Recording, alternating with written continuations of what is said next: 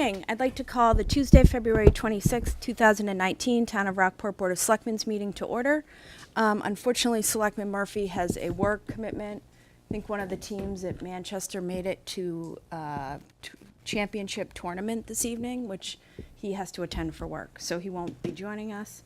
If everyone could please rise and join me for the Pledge of Allegiance, and then Selectman Vice Chairman Campbell will lead us in a moment of silence. I pledge allegiance to the flag of the United States of America and to the republic for which it stands, one nation, under God, indivisible, with liberty and justice for all. We're going to dedicate tonight's moment of silence to two people who left a very lasting impact on this community. Lieutenant Junker of the Rockport Fire Department and Bill Ney, who worked for Smith Hardware. Both were very well known, very well respected, and will be terribly missed in this community.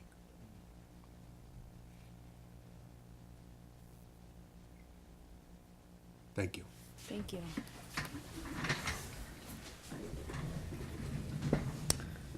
And just to add on to that, the board attended the funeral services for Lieutenant Junker, which was 2 weeks ago now.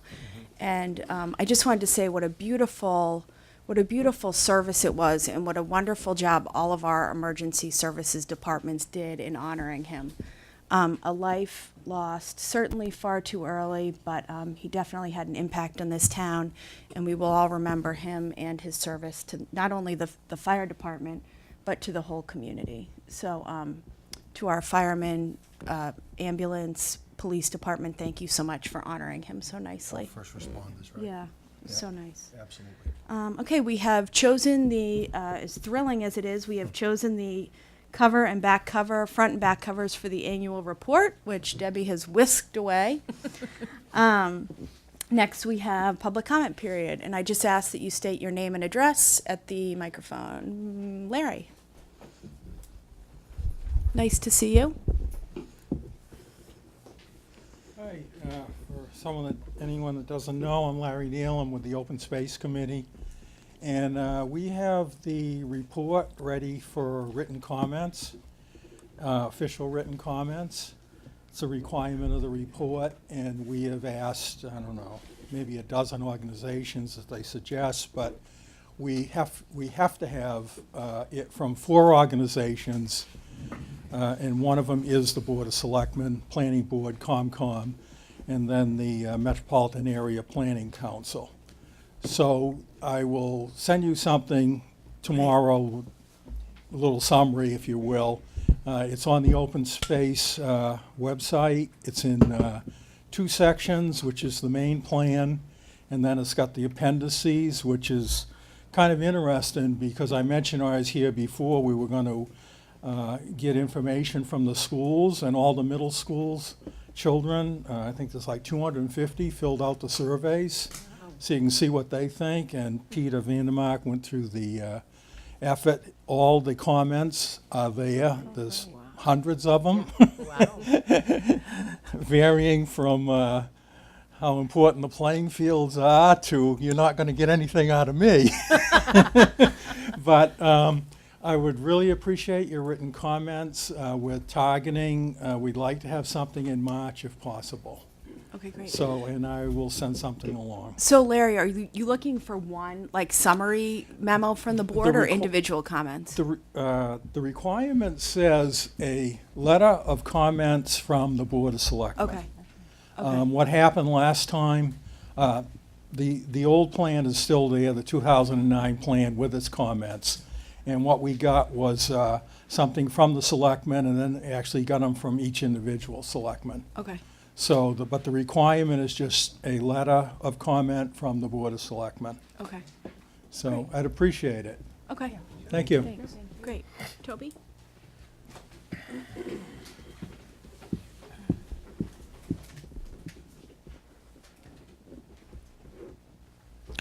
Toby Arsenian, 95 Granite Street. I attended the meeting of the Community Preservation Committee last Tuesday. At the meeting, Mitch Vieira, representing the Community Development Department and your board. Toby, just move your head back just like a few I'm more sorry. inches. That's okay, just so there isn't all that Right. feedback. Perfect. Mitch Vieira, representing your board, made the presentation for the affordable housing assessment you've put in for $23,000. It was a good presentation. I'd been asked to write a letter in support and had done so.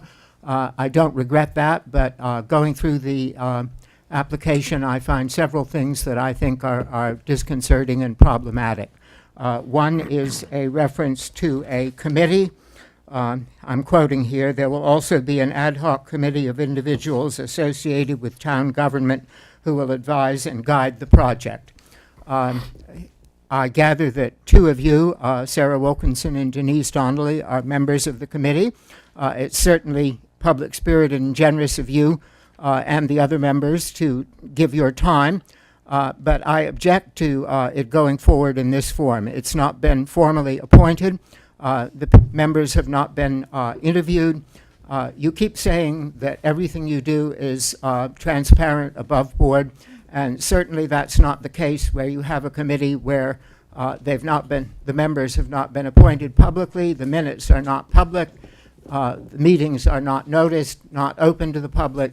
So I hope you'll remedy all that, and I'm asking you when you intend to interview the members of the committee, I would presume here, and appoint them. There's something else about the application that strikes me as problematic, and that is the charge, if you'd want to call it, for the consultants. Here again I'm quoting, "and an action plan to address the lack of affordable and workforce housing." Well, the Community Preservation Committee is limited to, its charge, affordable housing. And here we have a different sort of housing, which I gather is what this nameless committee is aiming at, called workforce housing. And since it's called two different things, it presumably is two different things. And it's fine as far as the efforts of the consultants go to tabulate what we've got in the way of housing. Certainly that's just data, and you hope that they're competent, and it will be helpful to have your committee to advise them, because they won't be local and may not know where to turn. But when it comes to saying what the town is going to proceed with afterwards, it's then a problem, because the affordable housing is supposed to be the only thing that the community preservation pays for, not workforce housing. If it doesn't meet the state's definition, it's not part of their bailiwick, and it shouldn't be something that they're involved in. So I would hope that you'd tell us when you'll appoint the committee and consider what I've said about the limitations on its operations. Sure. We're going to be discussing it during our liaison reports tonight. And just a question, if you're not in, why would you write a letter in support of it if it doesn't sound like you are? Why would you? I'm very much in favor of it. I was asked to write the letter and did Right. so By who? by Mitch Vieira.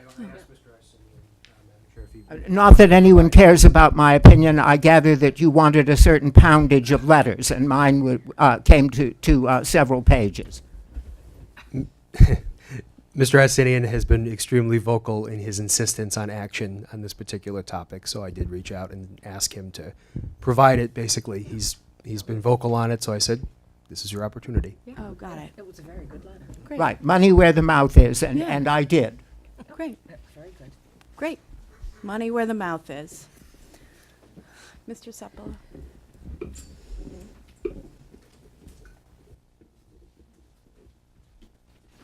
There are more chairs up here next to Toby. There's a stack of more chairs, and there are more seats in the middle. We don't usually have such a nice crowd. But you can. There are also seats on the blue bench over here. There's plenty of space. Thanks, Toby. Great. Thanks.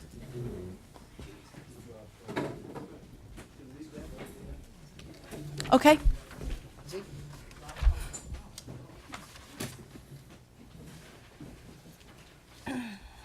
Yeah. Z. Sepala, 92 Granite Street. For the last couple of meetings that I've come here, I was informing Denise that I had some concerns about a statement that she had made, and that I was going to come back at a later meeting and talk about it. I've done some research looking at town reports and so on and such, and particularly with regards to reports from the IT director, Monty Hischler, that go back to the school problems with security cameras and all of the types of actions that were foreseen starting in 2013, 14, 15, 16, 17, and 18. So I don't think I'm going to be able to address that to you, Denise, tonight. I think I would recommend that you read the town reports, read what every other citizen in this town has been informed as to the security cameras, and perhaps reconsider that maybe the Finance Committee was doing the right thing when they said that it shouldn't come out of the finance companies or Finance Committee's reserve transfer funds. Okay. We'll just leave that one there. Okay. Anyone else for public comment? No, no one else? Okay, great. At this point, I think Lieutenant Schmink is here. He is. Lieutenant Schmink and Officer Clifford are here. Great, good evening. Nice to see you, as always. I'll let you introduce who's with you this evening. Good evening. Thank you for having us. I promise not to take too much of your time. The chief expresses his regrets for not being able to be here. Something came up last minute, and he couldn't make it, so sitting in for him tonight. This is basically just a reappointment, reinstatement of a previously hired officer for the police department. He's hired in May of 2017, and as a reserve intermittent police officer, so you've already had him before you and you've interviewed him. He worked for a year and a half for us. He's fully trained, fully operational. Mitch was nice enough to provide us with an emergency hiring so we could rehire him back, swear him in, get him full police powers, and put him on the street because we're short-staffed. We have 2 police officers going into the police academy, and we still have 1 out long-term IOD, as well as some other issues. He was offered the opportunity to go to a larger full-time position, a larger department, in a You just full-time introduce capacity. him. You just introduce him. Officer for the John record. Clifford. Thanks, great. Thought I said that when he came in. John Clifford. So he was offered the opportunity to go to a larger full-time commitment, and subsequently he decided, for personal reasons, that that wasn't for him. And that was very opportune for us because he's very well thought of in the community, very well thought of internally in the police department. And again, he has the full training and qualifications, and he's familiar with our town and community. So we felt lucky to be able to get him back and get him reinstated, checked with civil service, and made sure that we had everything done. That's why he's sitting before you tonight, to just reaffirm that. Great. Good evening, John. Nice to see you. Good evening. Great. Are there questions? For Go ahead, I'll let you guys go first. No, I'm glad you saw the light. Me too. So you're going to come back to us, Yes, sir. and we're going to, do you plan on staying here long-term? What's your outlook for being here? Stay here as long as I can. Go to the full-time academy, come on full-time, and keep working here and get promoted. And Take Lieutenant Schmink's job someday? move up through the ranks. Yeah. There you go, yeah. good. That's great. Good, I'm glad to have you. Thank you. If Lieutenant Schmink is sitting there and the chief puts his name on it, then I'm good with that. Thank you. Yeah. Me as well. Thank you. Thank you so much. Nice to have you back. Thank you. Thank you. And thank you so much, Lieutenant Schmink. Always nice to see you. Is there a motion? Yep. I move that the Board of Selectmen accept the recommendation of the interim town administrator and the chief of police and appoint John Clifford as a permanent intermittent police officer for the town of Rockport with a retroactive effective date of February 17, 2019. Second? Motion has been made and seconded. Any further comment? I need No. to abstain. Got it. All those in favor say aye. Aye. Aye. Opposed, nay. Motion carries. Great. Glad to have you. Congratulations. Thank you very much. Thank you.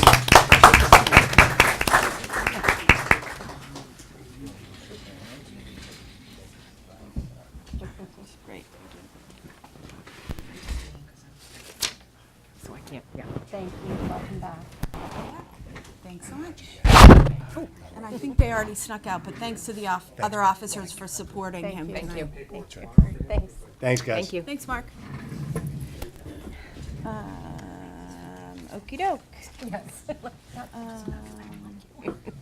My place. Yeah, at this point, we have 2 entertainment license hearings. I will read the notice that was in the newspaper. Town of Rockport Board of Selectmen, public hearing, Tuesday, February 26th, 2019, Conference Room A, Town Office Building, to discuss the applications for entertainment licenses for outdoor music on premises, 6:10 p.m., My Place by the Sea, 68 Bearskin Neck, 6:15 p.m., Emerson Inn, 1 Cathedral Ave, signed Board of Selectmen, Sarah J. Wilkinson, Chair, and it was in the Gloucester Times on 2/19 of 19. I can't believe it's already almost the end of February. Is there a motion to open the hearing? Madam Chair, I move that the Board of Selectmen open a public hearing on the application of My Place by the Sea Restaurant for an entertainment license to allow outdoor music on premises. Thank you. Is there a second? Second. Motion has been made and seconded. Any further discussion on opening the hearing? Okay. All those in favor say aye. Aye. Aye, opposed nay. Motion carries. Great. My Place. Kathy, good evening. You can come have a seat. Nice to see you. You guys having a good winter? Well, it's getting to be almost summertime, so that makes it a good winter. It's been a long winter. It's been sort of a shadow over Rockport this winter with a lot of stuff that hasn't been too happy. So it's nice to look forward to some warm weather. Yes, with you. Anyway, we're looking to renew our license for our event on Wednesday, Hump Day. It's been very successful, and also we were looking to maybe do something on different nights with some music. Not necessarily a band, but we do have somebody that we have occasionally that plays a saxophone. And, we were thinking maybe on Friday or Sunday nights, maybe having something along those lines on our side patio at like sunset. Okay. Okay, I had one question. So it looks to me like the only thing on here are the hump days, the Wednesday. So, No, it's no, but then it just says other evenings. Yeah. But then I know you guys also like to do other extended nights. Oh, yeah. Yeah, so I think we kind of need we need like a more detailed, Okay, just a so complete list the of extended everything. nights would be the night of the fireworks, the night of July 4th, and just our regular Wednesday night hump day event. Fireworks, July 4th. And then what time do you guys like? I forget. What time do you guys like to go? The fireworks and the 4th? Till the end of the fireworks, 11:30 or something. Is that what you've done in the past? Yes, ever since they've been. Okay. So I just want to be clear, Kathy. You said Friday and Sunday, Sunday, right? And then at sunset, and then you said fireworks and 4th of July. So is it Fridays and Sundays randomly? Yeah, randomly. I have. I don't. I'm just asking for clarification. I I'm have not somebody that's condoning just it, I'm just asking. a single saxophone player that just sort of plays background music. It's not like the Hump Day event where it would be dancing. It'd be more like dinner music at sunset, something like that, and maybe some other different types of music at that time. Just sort of. As you know, we have to evolve, and the restaurant has to evolve a little bit. And we've been there 23 years, so I'd like to try to just spice it up a little bit, do something a little bit different. Our Hump Day thing has been tremendously successful for all age groups, from 4 to 94. So in 10 o'clock. I know that's a half hour later, but what we found is people get out of work. By the time they take a shower, they get dressed, come down, order something to eat, and have a drink. It's almost time to tell them it's all over. So just to sort of be a little bit more available to more people. Okay. So. I just have one question. Yeah. For the Joe Sachs or whoever that is on the other days, is that also 5 to 10? Or is that, you said sunset, so what hours would those Well, be? I mean, it wouldn't necessarily be 5 to 10. No, it would probably be earlier. So, depending on sunset. So probably I could do something like 5:30 to 9 or something like that. Sunset hours. Okay. Sort of So it's a public hearing, so we'll, in a second, if you're finished, then we'll let any members of the public make comments. But I think, just for the board, I think for the purpose of a license that we issue, I think we have to be detailed in I the agree. dates and the hours. times, right. Yep. Because when people call and say, what do they have Yeah. what are they permitted for, we have to have an answer. It can't be, does that make sense? Yes. Just so Yep. people Yeah, absolutely. understand that moving forward. Do you have any other comments before we open it up for public No, comment? so if that's the case, it would be on other evenings, random evenings, maybe between 6 and 9 for some other entertainment, if that. Right, so we might have to have a list of dates, otherwise it's just an open-ended Right. Okay. permit. Does that make sense? Yeah, It's like sure. we did hump days or Wednesdays from, well, it was 5 to 9:30 or whatever it Right. was.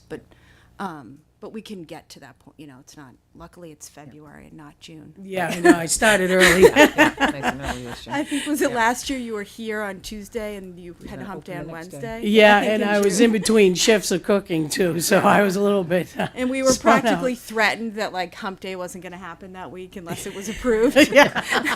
And Paul, I think, was the only one of us who was like Paul was brave enough pretty to go down. excited. Paul's like, I'm there. So anyway, so we can move towards a more detailed list. I just kind of think for the purpose of discussion this evening.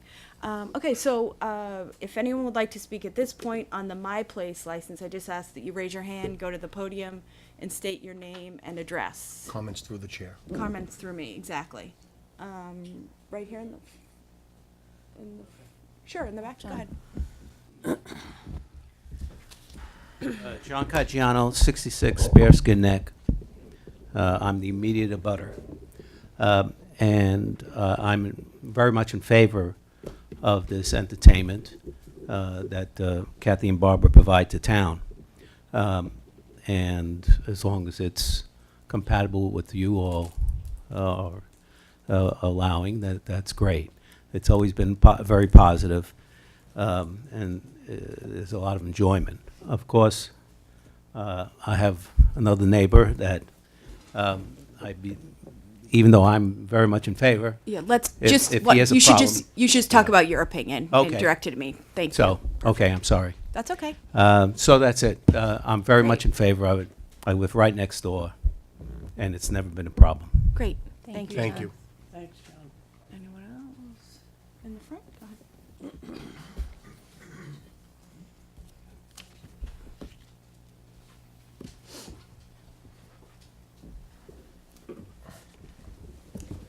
Good evening. My name is Brian Cassidy. I'm an attorney with offices in Peabody, Massachusetts, and I represent the Bearskin Neck Motor Lodge, which is one located at 64 Bearskin Neck.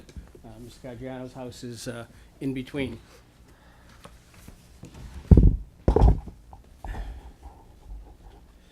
The Bearskin Neck Motor Lodge has been operated for over 60 years. And Crystal and Eric Leviel now operate it for the past 5 or 6 years. They also live in the property. Since they have owned the property and since the entertainment license has become an issue, they've come in every year with concerns about the license and the operating hours. I guess the entertainment in Gloucester is kind of a unanticipated offshoot of liquor licenses being approved. You a mean long time ago. Rockport. Excuse me, That's Rockport, okay. I'm sorry. Liquor licenses being approved, and as kind of a normal evolution of that. But what we have here are two competing businesses. And one has been here 60 years, another has been here 23 years. Everybody is trying to make a go of it. And given that, I think the board has raised a number of issues with regard to the application this evening. First, the application itself, I would suggest, is a bit vague. The cover letter talks about the Wednesday nights, but talks about other random nights. We've already addressed that. I understand that, but what I'm saying and what I'm suggesting is that you can't come in and just have random Friday or Sunday nights. I think what is before the board here and is the ongoing Wednesday night application for the Hump Day events. But I think that we also have to consider that every year they've come in for 10. There's been some compromise for 9:30, but 9 o'clock, after 9 o'clock, it really has an impact on my client's property. They have guests in there. Their property is about 25 feet from where the speakers are for the outdoor entertainment. Often on Wednesday nights, it's a DJ. Often as DJs, I want to do encourage the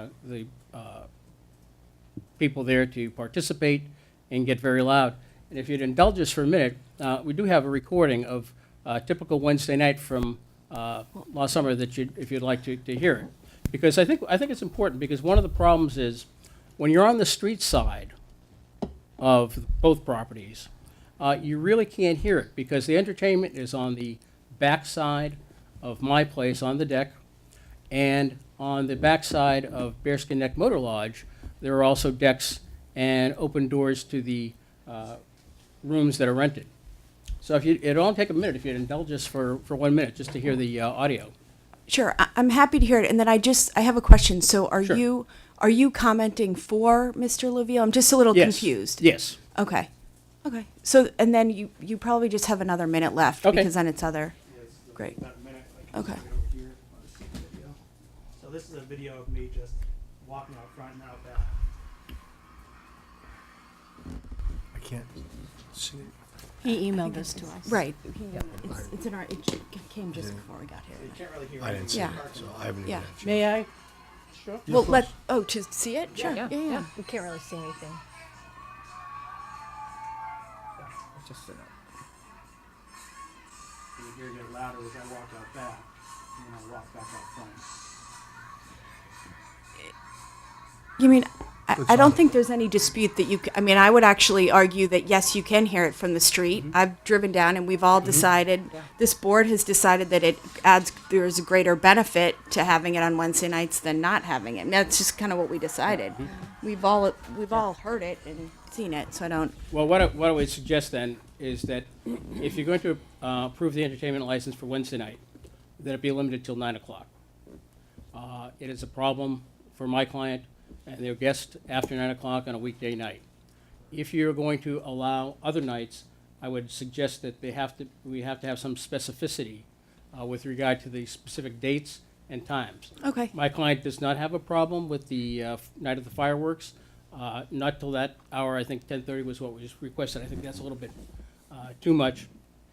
But having it entertainment on that license on that night, but a lesser time, and unless there are some specific dates that are going to be presented tonight that are put in the permit for Fridays and Sundays with the specific hours, I don't think the board can do any more than that this evening. I think you Okay. need specific dates Thank and you. times. Thank you. We'll handle it from here. And I must say, it's unfortunate at this point that you feel that you have to bring an attorney with you. I honestly felt last year that we'd kind of come to an agreement that you guys had said that you were kind of, it seemed like maybe speaking again and giving gift certificates and sending your clients over there. So it's Open unfortunate. channels of Yeah, communication. it's just unfortunate to me that it's gotten to this point. Can I but ask it is a what it is. question? Sure. Has there, last year, one of the things that we brought up was the lines of communication. If something got too loud or out of hand, that you would communicate that to them. Did you have any problems last year?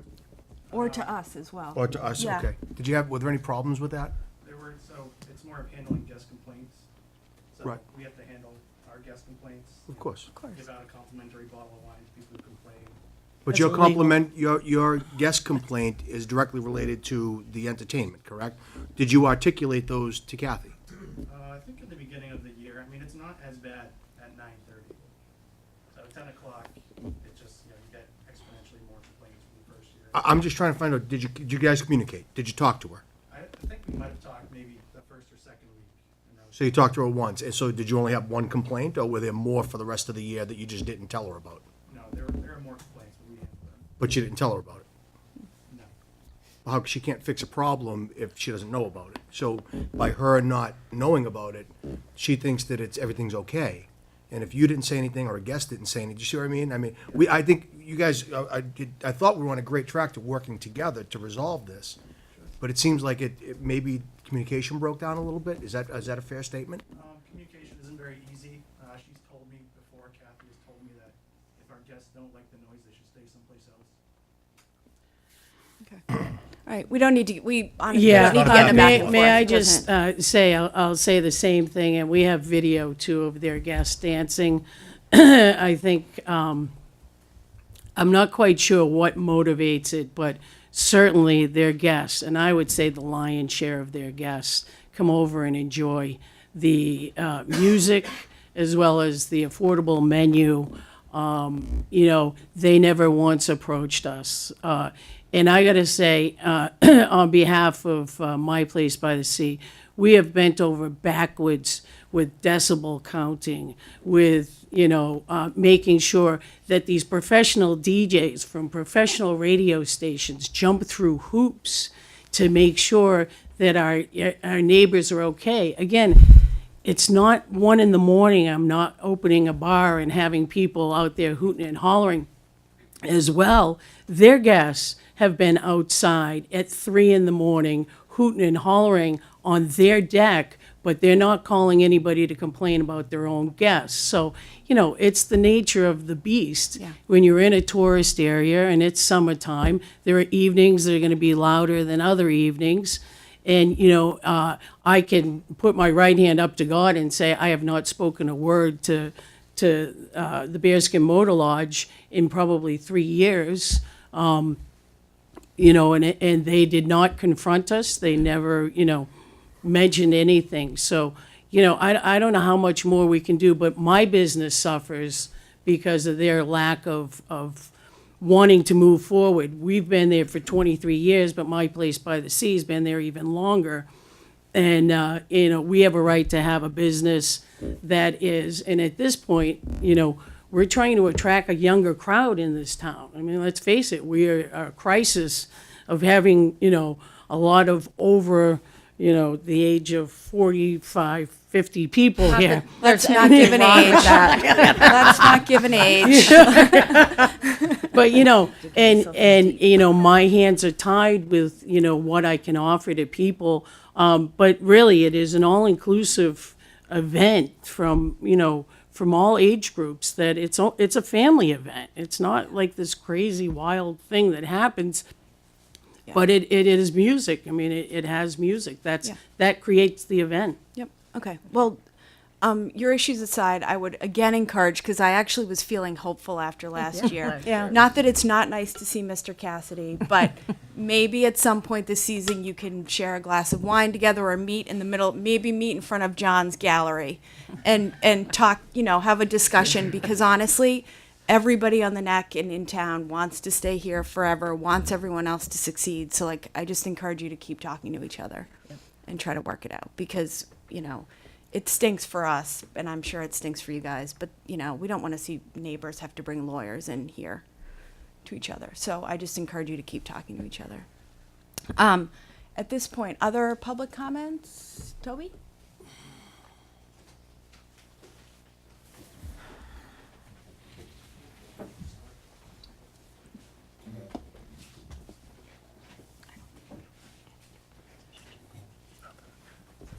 Toby Arsenian, 95 Granite Street. A right to have a business, absolutely.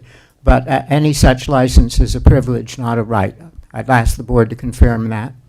Yes. Right. Okay.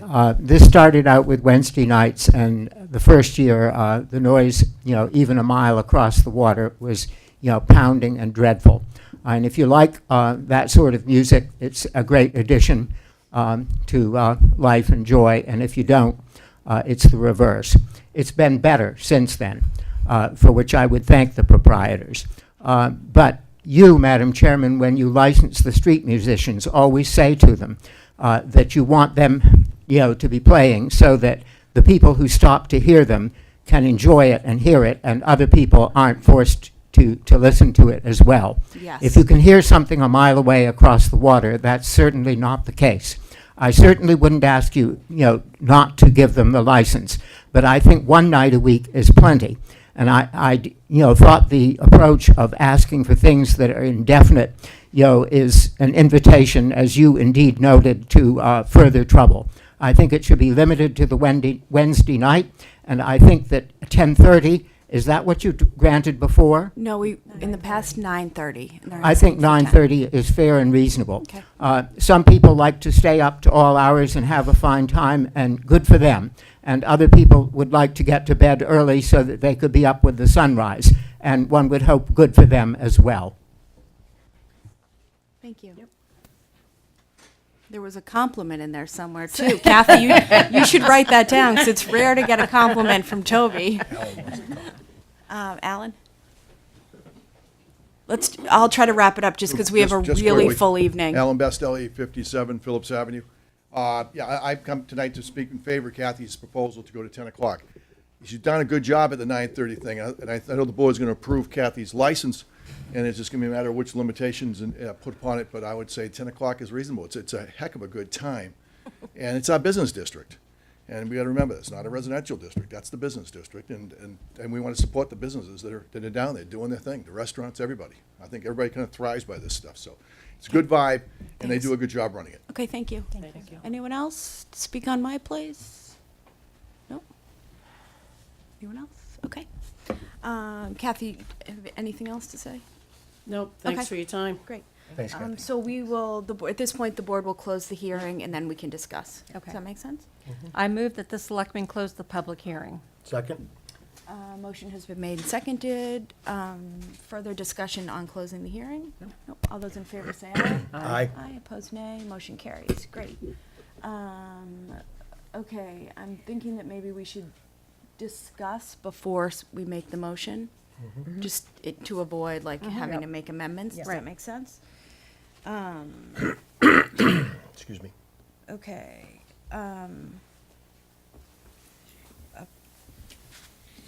Opinions? I mean, I'll throw just an idea out. Yeah, sure. I would be I'm happy to try the 5 to 10 on the Wednesdays, and then, I mean, I think we have to see if we get, I don't think we got one complaint last year. I'm not aware of any official complaint that was Yeah. logged. It's something where, honestly, if I felt like we were getting an increase in complaints, I would then want to relook at it. Personally, this is my personal opinion, and then for the rest, I think we need just a detailed list of times and dates for the other music and the type of music, just because wouldn't feel comfortable approving Fridays and Sundays the same. Random I nights. partially agree with what Toby said. I think the Wednesday nights, 5 to 10 is fine. I think it's Wednesdays, people know it's coming, they know it's hump day, you fly the plane, the whole rigmarole. So I'm open to approving something else. I would just want to see it detailed and kind of written out. I don't know what other people. Yeah, I agree on the details. I guess I'm more inclined to stick with the 5 to 9:30, just in recognition of the concerns. I understand wanting to run it later, but I feel like, Eric and his wife have been here every year and have raised the concern of their guests. I guess I wonder, have you let people know in advance when they're reserving for Wednesday night what's going to be happening?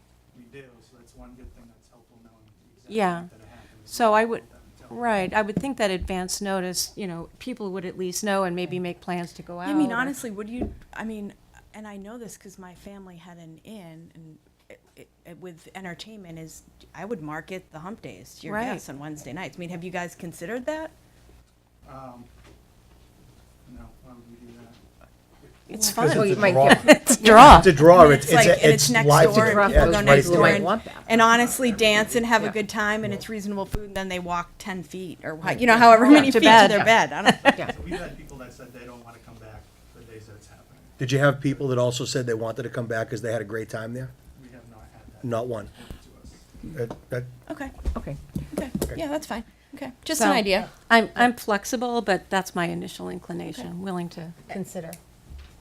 I guess I agree with that Wednesday stay at the 9:30, only because we probably will be adding other days.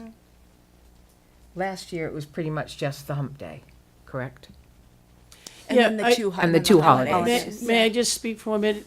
The other entertainment is like a street performer, like I had Simon up there for 15 years, or I have the two kids playing guitars up there. It's Yeah. not like this big. If that's creating havoc, I prefer to just take that off the table and concentrate on the hump day, which is really the main thing. And the main thing is that I don't consider 10 o'clock being unreasonable.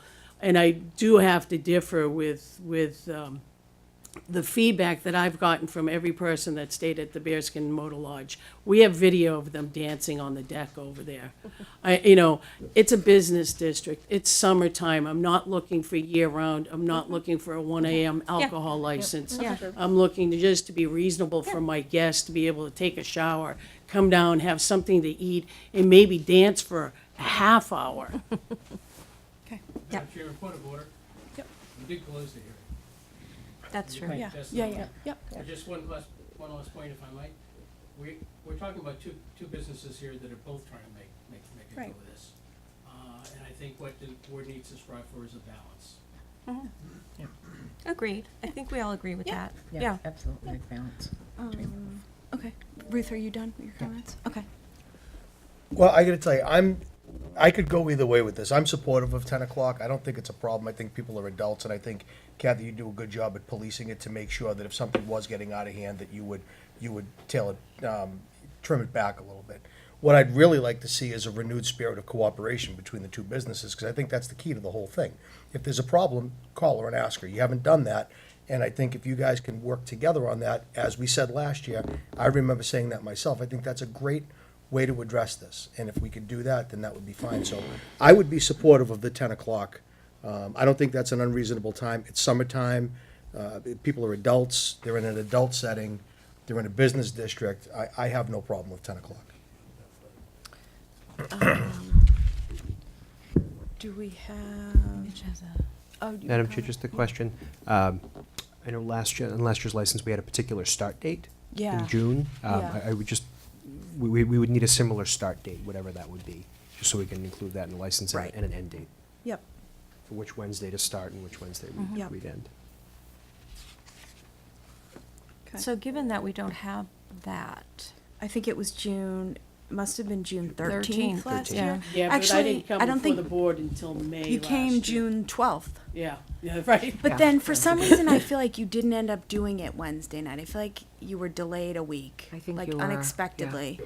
Perhaps, But it was the middle of it's June. weather dependent Right. as well. It was, but it was middle of June that you started it last year. So there were a few that we missed. So in the scheme of things, you're talking about 7 Wednesday nights out of the year, if weather permits. Okay. Right. So we would just need the dates for the license. Yes, so that could be Yeah. indicated as either which, The dates of which, the which, Wednesdays. Yeah, the dates well, of which the Wednesday to start and Which then to Wednesday to start end, and and which we'll to just end. plug the Yeah. rest in. so don't we need those before we can vote on the license? Yes. So the applicant can indicate when Yes. they want to So start. it and would be last year we did mid-May, 13. weather Oh. permitting. May. Starting in May? The Wednesday before Memorial Day. So the 22nd is the Wednesday before Memorial Day, Madam Chair? Okay. So May 22nd through. I'm trying to see when it went through last year. I don't remember. I feel like it was. I think you gave it to me till the end of the year. I don't think we would have done that. To the end of August Yeah. is 15 Wednesdays. No, last year's was till December 31st. I believe she's right. Yeah. I know there was some jokes about having winter hot days. Begin June 13th, outdoor entertainment. Okay.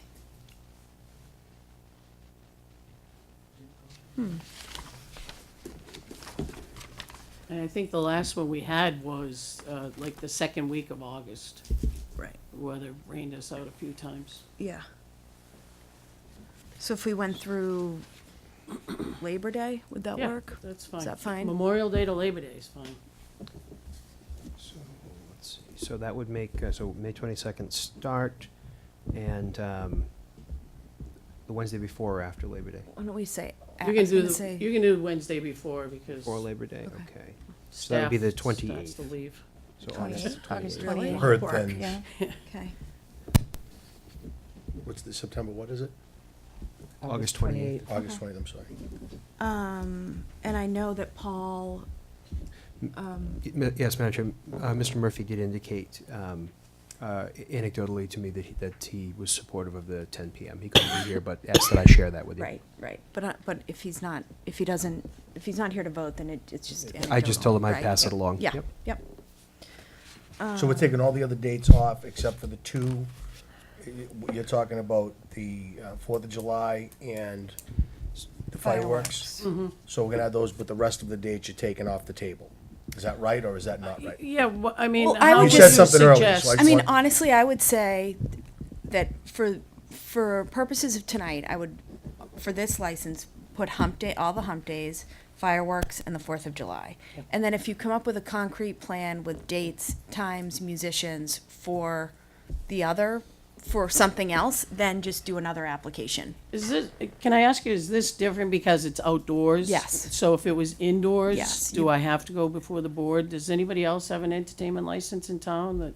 There are multiple indoor entertainment licenses. It's the outdoor that require the hearing. It's the outdoor that requires the hearing. So I could, Yeah. you know, if it was indoors, it would be okay. Yeah, you right? still have to do So an application. You still have to go through the application process, and there is still a review process. So indoor really means indoor, not indoor with the doors open and walls open and things like that. So Yeah. it is Because contained, once contained. it's indoor and we get complaints, then it's pretty much outdoor. Yeah. Does that make sense? But I mean, I think we're open to seeing another application with other dates. We just need, concrete dates and times. And honestly, if it's something that it's, 6 to 8 or, something like that, it just has to be on an application Okay. that we can perfect. see. Any other comments from the board? No. Okay. So is there a motion? I'm It's looking gonna have for to be the- amended, correct? Yes. Yeah. Madam Chair, could I offer you a An proposed amendment? motion? Sure. Just for that, Even so better. Sure. I would offer that a proper motion for someone to make Great. would be to move that the Board of Selectmen approve an entertainment license for My Place by the Sea Restaurant at 68 Bearskin Neck to allow outdoor music on premises, including live and disc jockey music and dancing by its patrons on Wednesdays commencing May 22nd, 2019 through August 28th, 2019, from 5 PM to whatever the board opts for that last one. And on July 4th, from 5 PM to insert the time, and fireworks from 5 PM to insert the end time. Yeah. Do you think it was 11:30? For some reason, I thought it was 11, but I don't. Yeah, I think it was 11 too. I don't know, because the fireworks were in the fog this past year. Yeah, it was a tough one. Yeah. I know. And so it's basically like a half hour at the end of So I the think the fireworks, so fireworks are 10:30 is 9:50. fine, 10:30. Okay. Listen, I don't want to stay out that late. No. either. Yeah. 5:30 to 10:30, is that right? Yeah, okay. Okay. 5:30 to 10:30 on the fireworks on the 4th. Okay. And then, Ruth, are you gonna make the motion? Yep. Okay. So we're gonna be from 5 to 10 or 5 to 9:30? It's up. I mean, I said I was fine with trying 10, but it's up. It's I'm up good to- with 10. Dawn's good with 10, but it's up to you guys.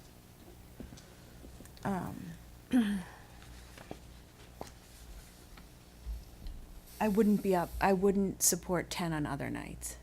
I don't know if that matters, but do you know what I mean? I'm kind of fine with 10 Yeah. because it's hump day, because it's worked. We have a track record, and honestly, we got no complaints Right. last year. I don't. Right. Okay, Okay, let's go for it. okay. I move that the Board of Selectmen approve an entertainment license for My Place by the Sea Restaurant at 68 Bearskin Neck to allow outdoor music on premises, including live and disc jockey music, and dancing by its patrons on Wednesdays, commencing May 22nd, 2019 through August 28th, 2019, for the summer from 5 p.m. to 10 p.m., and also to include the 4th of July and the night of the fireworks from 5 p.m. to 10:30 p.m. both evenings. Pending any complaints, then that we would look at it again. Yeah, I mean, we issue the permit, so Right. we can always Yep. make any changes we want. Yeah. Second.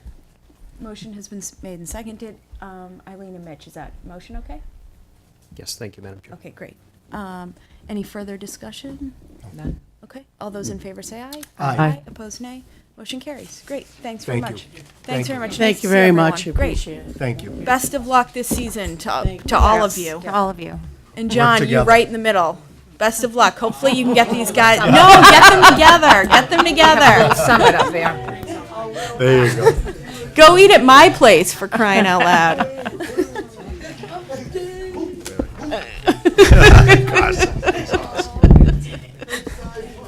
Very cute. Okay, we have a really full agenda, so I want to keep moving. Next, we have the license hearing for the Emerson Inn. I think they're kind of hiding in the back. Hey, guys.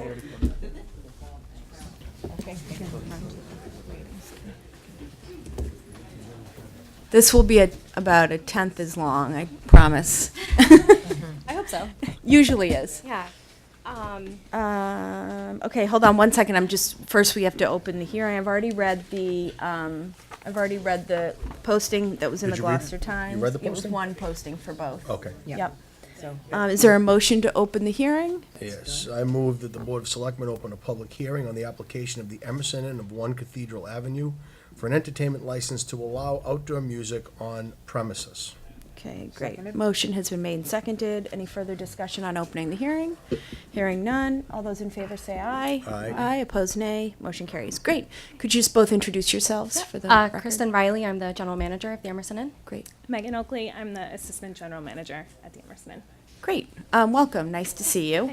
And then do you want to go over what you guys are applying for? Yeah, for our entertainment license for this year, we're really just looking to have the same thing that we had last year, which was indoor music until 10 p.m.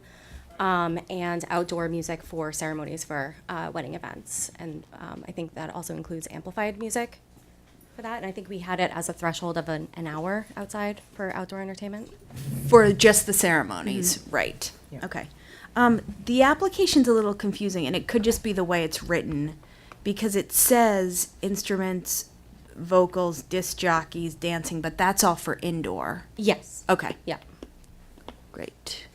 Are there questions from the board before I open it up to the public? no, I didn't have. So you're looking basically same as exact last year. program Yes. as last year? We had Okay. no complaints from last year. I don't think that we know had of. any. Correct, Mitch? I'm not aware of any. Okay, great. At this point, I will open it up to public comment on the Emerson. Anyone? I see some. Bill? Bill Robinson, 2 Cathedral Avenue. One question I had is, I thought it was 15 minutes before the wedding ceremony and 15 minutes after. I thought that was one of the, That is what was last year, and that's what yeah, is a not suggested an motion. hour. Okay. Okay, Yeah. and that's what's in the okay. That was- Actually, last year was much better than the year before. Great. So, and I. Progress. The I- power yeah, of no, it's- the power of working with your neighbors. If it's like last Amazing. year, you know, and Yeah. then because I'd rather call you guys if there's an issue first. Oh, there we go. Can you just write that down and go chase everyone in the parking lot and tell them that? So, yeah, if it stays like that, I. Yeah, so Oh, maximum that's of a actually half what, an what hour. our motion is. So it's 15 minutes Yep. before and 15 minutes that's- after. And that covers the whole I'll remind you ceremony. if you need to. Yes, that's great, thank you. Yeah, I don't think we had any problems with keeping it within that half an hour time frame. Well, no, last that year, so- actually is, that also includes the ceremony. Yeah, So it's okay. 15 minutes before it, 15 minutes 15. after, and the ceremony itself. So, if- Yeah. Great. One comment. Sure. And that is, I think things were taking place downstairs more this last year. We had a good mixture of both. Okay, all right. So we have our smaller weddings, we have our banquet space on the lower level. Right. And so that's kind of where the smaller events happen. But if we Yeah. have a larger event, then they usually take the full property. Right, and that has less sound impact. Yes. Because I know you have AC, so the windows can stay closed. Yes. And that has a lot less impact on us. Yeah. So that's appreciated, actually. Yeah, So- and we've been working with trying to put some AC units in that parlor area Mhm, too, and blocking out mhm. those windows Yes. to eliminate some of that noise as well. Okay. So Good. glad to hear that it's working. Yes. Great. All right, thank you. Hi. Hi. I'm Carrie Schaub for Cathedral Ave, and I just want to say thank you so much. It was just wonderful last year, and I really appreciate you addressing the issues, and it was great, so Good. thank you. Next year, your hearing is going first. Yeah. I know, I was so nervous coming up here. Oh my God. Mitch, note that. I will. Anyone else just want to get up and just say what great neighbors they are? Come on. Anybody else? I just want to say, I went to the meeting last year that you had at the end with the neighbors, and it really is a model of just being open to working together. You guys have all done a great job together. Thank so you. Yeah, I thank mean, you for doing that. You know, we want to be a part of the community, and it's really important to us, so we can continue to work all together, and that's, When are you guys opening back up again? for the season? Thursday, April 4th, Oh, we'll wow. have That's lodging great. open, and then the restaurant will open Mother's Day weekend. Great. Wonderful. Yep. Great. Okay, no more public comments? Okay. Motion to close the hearing? Yes, I move that the selectmen close the public hearing. Seconded? Motion has been made, seconded. Any further discussion? All those in favor say aye. Aye. Aye, opposed nay. Motion carries. Is there a motion for the license? Ruth, you again. Me again. I move that the Board of Selectmen approve an entertainment license for the Emerson Inn of 1 Cathedral Avenue to allow outdoor music on premises for 15 minutes before and 15 minutes after wedding ceremonies for 2019. Second? Motion has been made and seconded. Discussion by the board? All good? I'm good. All those in favor say aye. Aye. Opposed, nay. Motion carries. Thanks so much. Nice to see Thank you you so guys. much. Best See of you luck all. this season. Yeah, Can't thank wait. you. Thanks. Okay, I apologize, we're running late, but we are gonna catch up really quickly. Interview of Nathan Ives. Hi, Nathan. I move to nominate Nathan Ives as a member of the Rights of Way Committee for a term to expire on June 30th, 2022. Second. Great. Motion has been made and seconded, and we have other rights. Do you want to join us at the table? We have other Rights of Way members here. Who's here? Tom is here, Monica's here. Anybody else? Is that it? A lot of people hiding. Rob Lebo always hides in the back. I can never. Happy birthday, Rob. Oh, Rob happy had a birthday birthday. last Oh, week. happy birthday, Rob. Those mints you stole from my desk can be your birthday gift. Welcome, Nathan. Nice Thanks to very see much. you. Thank you. Do you want to tell us a little bit about your interest for the Rights of Way Committee? I know we all received your letter, but for those who didn't. Yeah, sure. Great. Just been a lover of nature and a lover of Rockport my whole life, born and raised here, and have now moved back and wanted to give back. For the last about 5 years, while I didn't live here, I was keeping the headlands open, and this past year the Kieran property opened, so that is kind of the mission partly of what the Rights of Way does, and so happy to contribute and be part of it. Great. And we got a nice note from Rights of Way Committee that you've obviously been to meetings and that they're very supportive of your membership. Questions from the board? No. I'll defer to the ladies. Wonderful. Thank you. Yeah, thank you so much for your you're efforts so far and for being willing to continue. Rights of Way is one of those committees that I think people sometimes underestimate how much work and effort goes into it, but it's so important, as we all know. Those of us who love it here and explore all of the rights of ways that we have. I mean, oftentimes people say to me, I had no idea how many rights of ways there even were in town until kind of exploring. Is there anything of particular interest that you want to pursue? Any initiatives, any endeavors that really kind of strike you? Well, to me, it's public access. It's all about just keeping these places open. There are, as we were just talking about, there are so many. And a lot of them, it's easy to get them overgrown and if they're not attended to. So just that effort is really important to me and what draws me to the work, if you will. Great. I think it's great you're doing the Cure and Preserve. Yeah, that's beautiful. It there. is. It's If you ever gorgeous. need help, call me. Oh, thanks. Yeah. It's his next door neighbor growing up. So. Yep. Great. Our paper boy. Our sledding street. Thank you so much. You're welcome. Any further comments on the nomination? Okay, and we vote to nominate tonight, and then at our next meeting, we will vote the appointment, but you don't need to you can get to work. Cool. All those in favor say aye. Aye. Opposed, nay. Thank you so much. Thank you. Welcome. Thanks, Nathan. Pardon me. Okay, next we have interview of Judy Is it Prawl? Did I say it properly? Oh, great. Welcome, Judy. As an associate member of the Zoning Board of Appeals. And we have several members of the Board of Appeals here this evening. Peter Burkholz. Peter's here, Bill Christopher's here, Alan Battistelli's here. Welcome, everyone. Gang's all I here. love that you guys all come every time you have like a new member. It's totally motivating. Welcome, Judy. Nice to meet you. If you could just do kind of same thing over again, if you wouldn't mind just telling us what got you interested or who recruited you. I always find that interesting. Alan called me. Yeah. So, my husband and I fell in love with Rockport and moved here 11 years ago. Commuted to Boston, so didn't really have time to get involved with the community. But recently retired and now only work 3 days a week in Boston. So I now have time, and I've always been interested in volunteering and giving back to the community.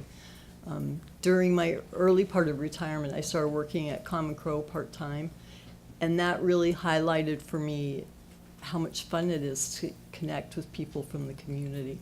So I just think it would be fun. And also, in my career, I worked with managing IP departments and managing risk and people. And after learning more about this position, it seems like it fits nicely. So. Great. Questions for Judy? No, thank you for stepping up. Thank you. Besides Alan strong-arming you to get in there, No. what is there something in particular that interests you? Why the Zoning Board of Appeals? It's about the rules.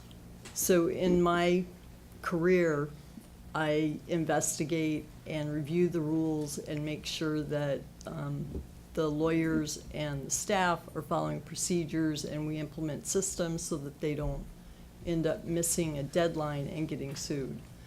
So attending a meeting and reading the bylaws, it just seemed like it was a good fit. And I like to write, so reading the decisions and seeing how they're written, I think it's right up my alley. Yeah, I'm not sure if members of the public know this, but Zoning Board of Appeals, they write all of their own decisions. And do you guys rotate who writes them? Alan, you don't write all of them, don't? No, I would just say, on that subject, we're going to be modifying, starting for the first time ever in Rockport. We're gonna pick up a trend that Gloucester has, where if there's a lawyer representing somebody, the lawyer will be asked if they would like to write the decision. It can speed up the decision and lower the load on all these volunteers. you guys. Sometimes we get to a point, particularly in winter, we don't have enough people. We always have a quorum. Yeah. But it can be close in the middle of winter because some of our members go down south. So that we're just gonna start, we're a few, really one every other month that has the lawyer, let the lawyer write it. And then we I have review a it. question about that. Yeah, me too. Yeah, I have a question. May I? Sure. I know I would like to do No, this. it's fine. So, you're saying that the person coming before you for an opinion from the Zoning Board of Appeals, their attorney will be the one that will be asked to write the opinion? Yeah, like Mina Sheedy does, and a number of the lawyers here in Cape Ann do this constantly in Gloucester. And so they used to write it. Now, And then they what review they it. write doesn't have to be accepted by the Board of Appeals. Well, that's the next part of my Yeah, question. It's not getting a signature until it's vetted by a member. So By a we have member, vetted- what about town council? Because Yeah. my concern is that if it goes through you folks, and as good as you are, you know, in legalese, it's a whole different Town story. Council doesn't review them now. anyway. Not at all. No, I mean, no, but not if- Unless there's a unless- But my particular concern issue. is that if it's being written by an attorney, giving to the board, should we do that? Is that something that, All of us, we vet it. No? We vet. Those will be vetted. Don't need just to? like they get We've been vetted. writing for 20 years. 20 years, yeah, they have to get vetted by us. Okay. So they're providing a draft. Yeah, they'll do the They're just draft. providing the draft. That's all. Yes. That And seems they get corrected. If they really don't write it, crazy they to have me. write it our way, they're not format. And so we're gonna give them our format, how you're gonna write that. And then they're gonna get the list of exactly what you got relief on, and with whatever conditions handed to them. And then when it gets vetted, it'll make sure that it's exactly the way we want it before it goes in. Gloucester has been doing that for a while? Years and years. And it's Long been time working with, out for with them? the building Been inspector. okay? This week, last week, I talked to Bill, and we went over it at length, and it's been very successful. and we're gonna end up with the same lawyers that float around Cape Ann. Mina Sheedy was one of the ones that said, I don't know why you guys are making on the ones that have lawyers, why are you making the members write it when we're doing it all the time for Gloucester? It's been going on for years and years. Just because it happens in Gloucester doesn't say to me that that's the right thing to do. It seems to me really misdirected, and I want to register my concern about this, that we're going to have attorneys representing people going before the Zoning Board of Appeals, writing the draft opinion for the Zoning Board of, it doesn't make any sense to me. The Zoning Board of Appeals, excuse me, Zoning Board of Appeals works for the town, not for the people who come before the Zoning Board of Appeals or their attorneys. So I don't understand that. Well, but they're residents. I understand Yeah. that, but they work for the body of the town, not for, it just doesn't make any I think sense. Mitch to has me. a comment. I would offer, Madam Chair, if the Yeah. board wishes to broach this any further with the Board of Appeals, we should probably have them Yeah. in for an Right. update. I would Yeah, like to so take let's that up. let's talk we have about one it. scheduled? I don't want it to overshadow Judy's interview Yeah. either. Sorry. Yeah, so we can talk. Let's get together and talk So about as you it. can see, it's not going to be easy. There are a lot of really contentious, challenging decisions that the Zoning Board of Appeals has to make, and we're grateful for people like you and Alan and Bill and Peter who spend the time, and it's a workload, and you know, we're grateful that you spend the time that you do, and there's a lot to learn, so thank you, I Yes, guess, for, there despite is. all of that, coming forward. Thank you. Yeah. Okay. Did you have any other questions for us at this No, point? I Okay, don't. great. Yeah, and then let's. I think we're probably due to get together soon anyway. Yeah. So let's get Yeah. together and Deb wants to call us and We'll schedule. sort it, perfect. yep. Let's Yeah. do that. Yep. That's great. Would you like me to make a motion? Sure. I move to nominate Judy Prow as an associate member of the Zoning Board of Appeals for a term to expire June 30th, 2020. Second. Motion has been made and seconded, and like with our earlier appointment, tonight is the nomination, and then you would be appointed at our next meeting. But thank you so much for stepping Thank you forward. very much. Very much. Great. Thank you. Okey-doke. Building Study Committee, do you guys want to join us at the table? It's kind of a feisty night tonight. Is it a full, the full moon was last week, wasn't it? Becca, there's a lot of gain on these mics. Yeah. Becca? There's a lot of gain on the mic. Maybe we can go down just a little bit. Mitch, Thank you. Are you on Building Studies? Okay, perfect. Rich, you should join at the table.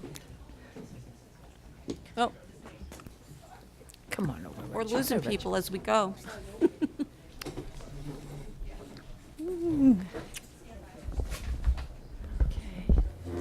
welcome, welcome. Nice to see everyone. Monica, can you either introduce or have everyone introduce themselves? Thanks. Yes, okay. Good evening. We have with us here the 5th and 6th member of the Building Study Committee. Monica Lawton, 11 Story Street, and I serve as chair of the committee. And to the left, Rich Souza, Assistant Director, DPW. Kate John Shaw, 9 Athena Way. Patrick Casey, 10 Dean Road. Jeffrey Juveler, 99 Marmion Way, Vice. and Mitch Vieira representing the Board of Selectmen on our committee. We are a fairly small committee, as committees go, a small committee with a very large charge. And we have been working very hard since we were appointed in the fall, and we've made what we think is some good progress. But before we get too far down this road, we thought it would be helpful to come before the Board of Selectmen and just give you a little progress update on where we are, and hopefully get some guidance as well as to what you'd like to see us accomplish in the scope and the information you would like to see in a final report. The initial charge to us was to, and you have had we have given you a summary, so we will not go through it in exhaustive detail, and you certainly can ask us. That was so helpful. Yeah. Thank you. Thank you. Yeah. Thank you. The charge was really monumental to take a look at the 22 properties that the town owns and assess their condition, their use, whether appropriate or not, and to make recommendations for any changes, improvements, upgrades, and costs involved in that.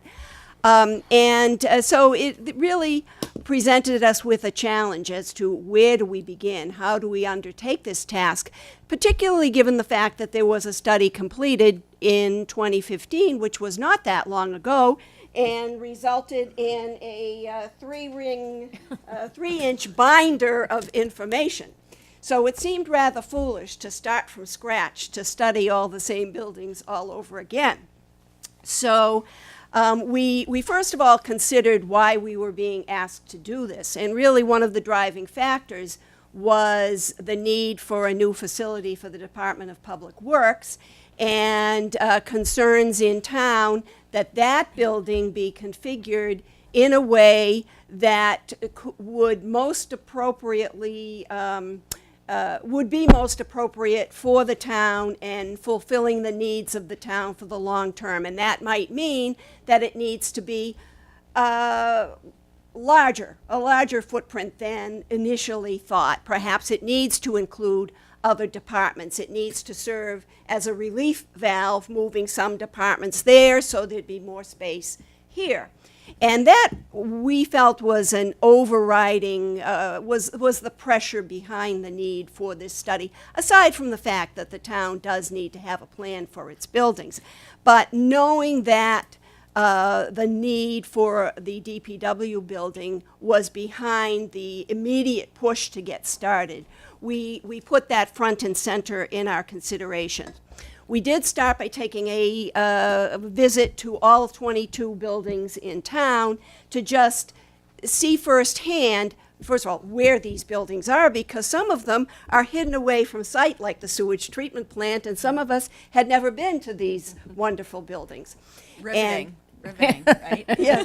Well, actually, it is. It's quite, yeah, very. And I will say, overall, we were very impressed at how the buildings were managed, at the staff, the employees of the town, and the wonderful job they are doing in all of these facilities, sometimes working within great limitations, but they just do marvelous work. And they're very proud of it, too, as well they should be. We were very impressed with the sewer treatment plant, the water treatment plants. And I now have stopped using my Brita filter because I think the water treatment does such a good job, seriously.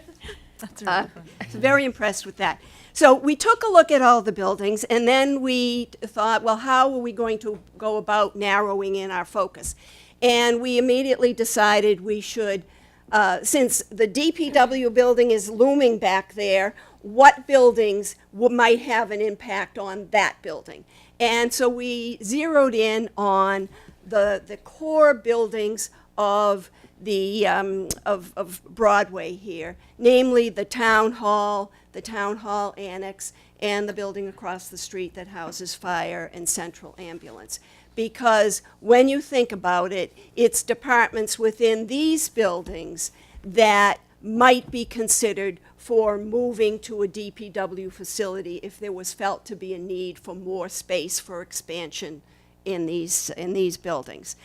And in order to do a little bit deeper dive into the needs of these buildings, we decided, well, we should perhaps start by interviewing the people who work in these buildings, because quite frankly, it is the employees of the town who live and work and use these facilities on a day-to-day basis who are in the best position to assess the condition, the efficiencies, the needs, both currently and for the long term. So we drafted up a set of questions, as indicated in here, that focused on 6 different areas. We developed, there are probably about 30 or 40 questions altogether falling within these categories, mainly focusing on the space and how adequate it is,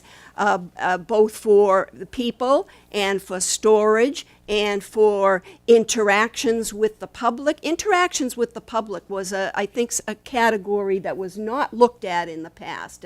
Do you have the space to make for a user-friendly experience for the public who are coming in? Do you have a space to meet with people privately, etc.? So we looked at the space, the physical conditions and the state of repair, etc., the privacy being a very big issue, both sound privacy and visual privacy, the storage space, storage for their day-to-day material, storage for their long-term archival needs, etc., and their IT needs. Whether they feel they have the equipment and the software that they need to do their job. And I will tell you, I think universally, IT is almost up there at a 9 or a 10. I think the town seems to be doing very well on IT, and that is not something that was looked at the last time around, I think. And we looked overall at the type of meeting space, conference room space, private meeting space, kitchen space, break space, bathroom space, etc.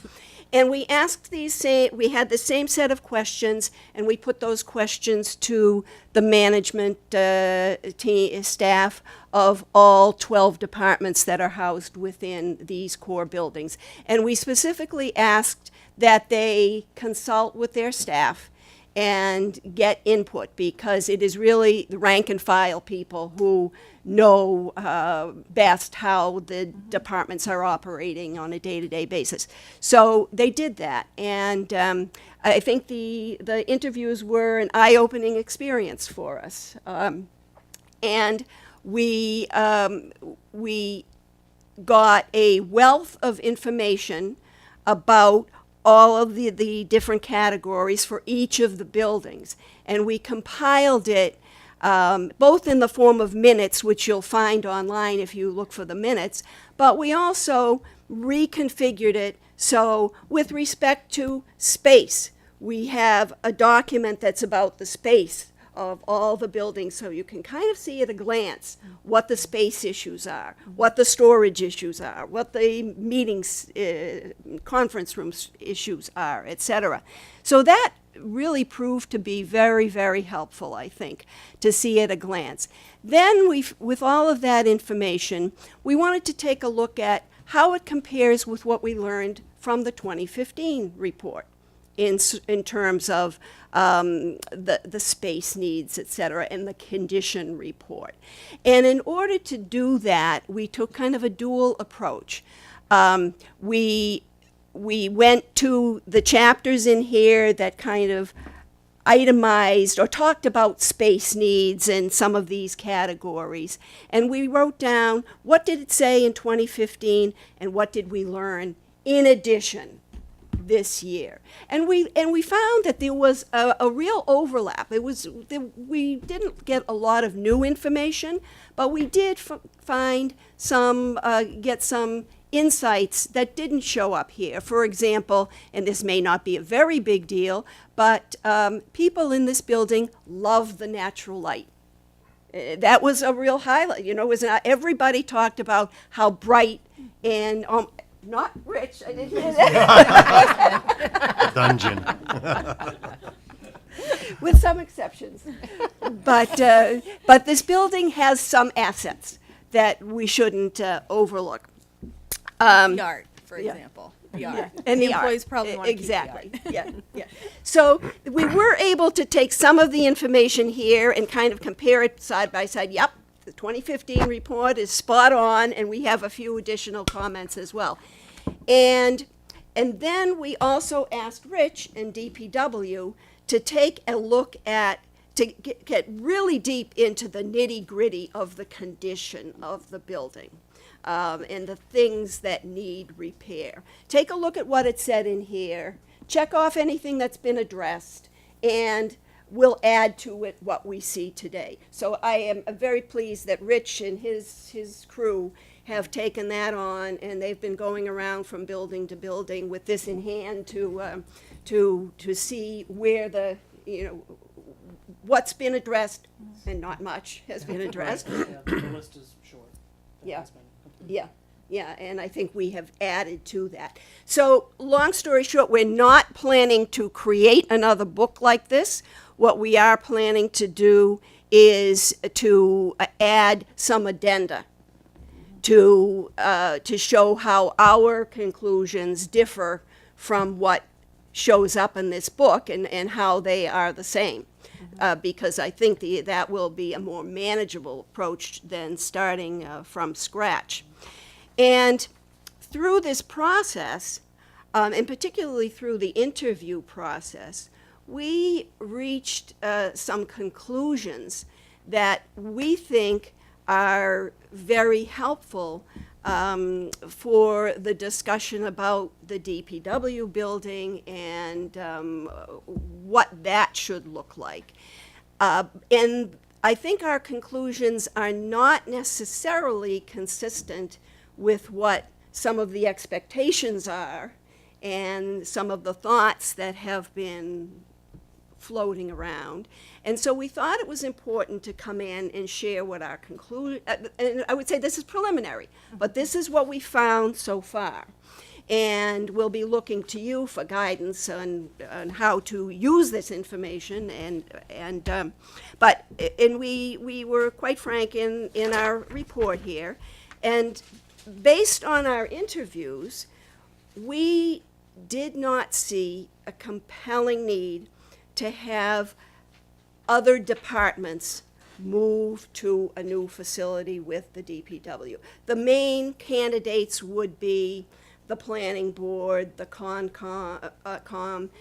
the departments that are in the town annex. Mm-hmm.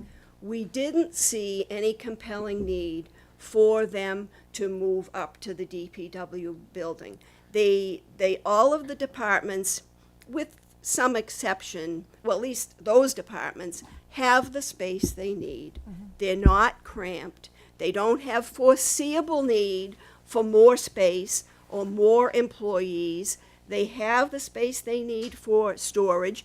Does the building have some deficiencies? Yes, it does. But we feel, in the case of the town annex, there could be some interior redesign that would improve things greatly. And furthermore, the IT department on the top floor would be horrendously expensive to up and move elsewhere.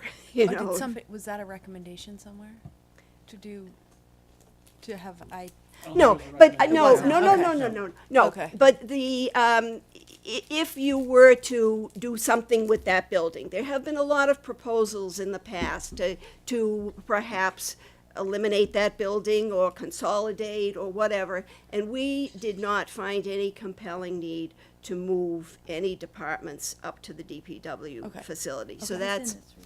Oh, got it. Okay. And sorry to interrupt, but did you all feel that way? Yes. Like everyone? Yeah. Okay, great. Particularly the expense, if they had to move someplace else. Yeah. That might be overlooked in any assessment. Okay. But everyone, it was like unanimous. Yeah. It wasn't like a 3, Nope. Okay. No, we all had a say in the material through Yep. the whole process. Yep. And we're Great. just very fortunate to have someone that is experienced in town politics and willing to put her time Articulate. into it. And articulate. Yeah.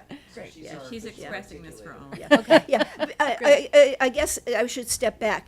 In this report, we're in 2015, there were several proposals for reconfiguring. Right. And, yeah. Okay, so that's where those, Yes. you reviewed what was in that Yeah, from we 2000. did, yeah. Okay, We got it. did, the other thing we did, we took a look at the plans that were developed in 2015 and the pros and cons and the shortcomings. Okay, of now I those. understand. Yeah. Okay, Yeah. got it. So our general conclusions were we didn't see any compelling need to move departments. Great. And we felt that the fire and ambulance building could be reworked. It's a fortress over there. It needs a lot of work, but it's quintessential Rockport. We don't have a full-time fire department. We don't have, we were assured up and down by the fire department and the ambulance that they don't need more space for their people, and et cetera. They So, want to stay there. They want Yeah. us. That- Yep. Which is different than in that report. If you read that report, you'd think that the people hired to do that work, they must have been interviewing other town chiefs because they have huge changes. Well, we're not sure who they were interviewing. We'll just let's just That's leave where it went that. off the We're rails not at really that- sure at who that they were meeting. interviewing, so it's good that you're but, we'll just leave it at that. Put it this way, the ones that we did interview, Yeah. the ones that work in town, the chief of the fire department, the head of the Rosemary. those people, Yeah. they said completely in the same set of interviews that we did with everyone else, asking the same questions, they said, no, we like this space, we don't need to move anywhere.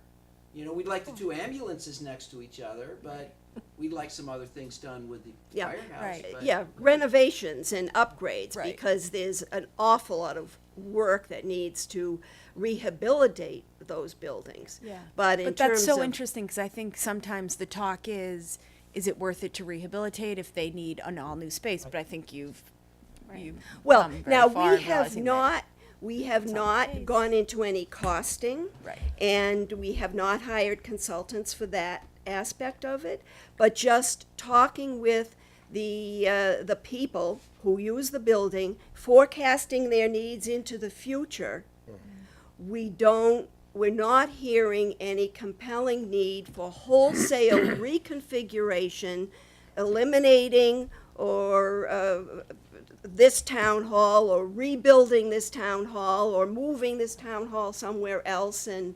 reconfiguring the space. And so, not fantastic. hearing that, It's like the best news we've heard all night.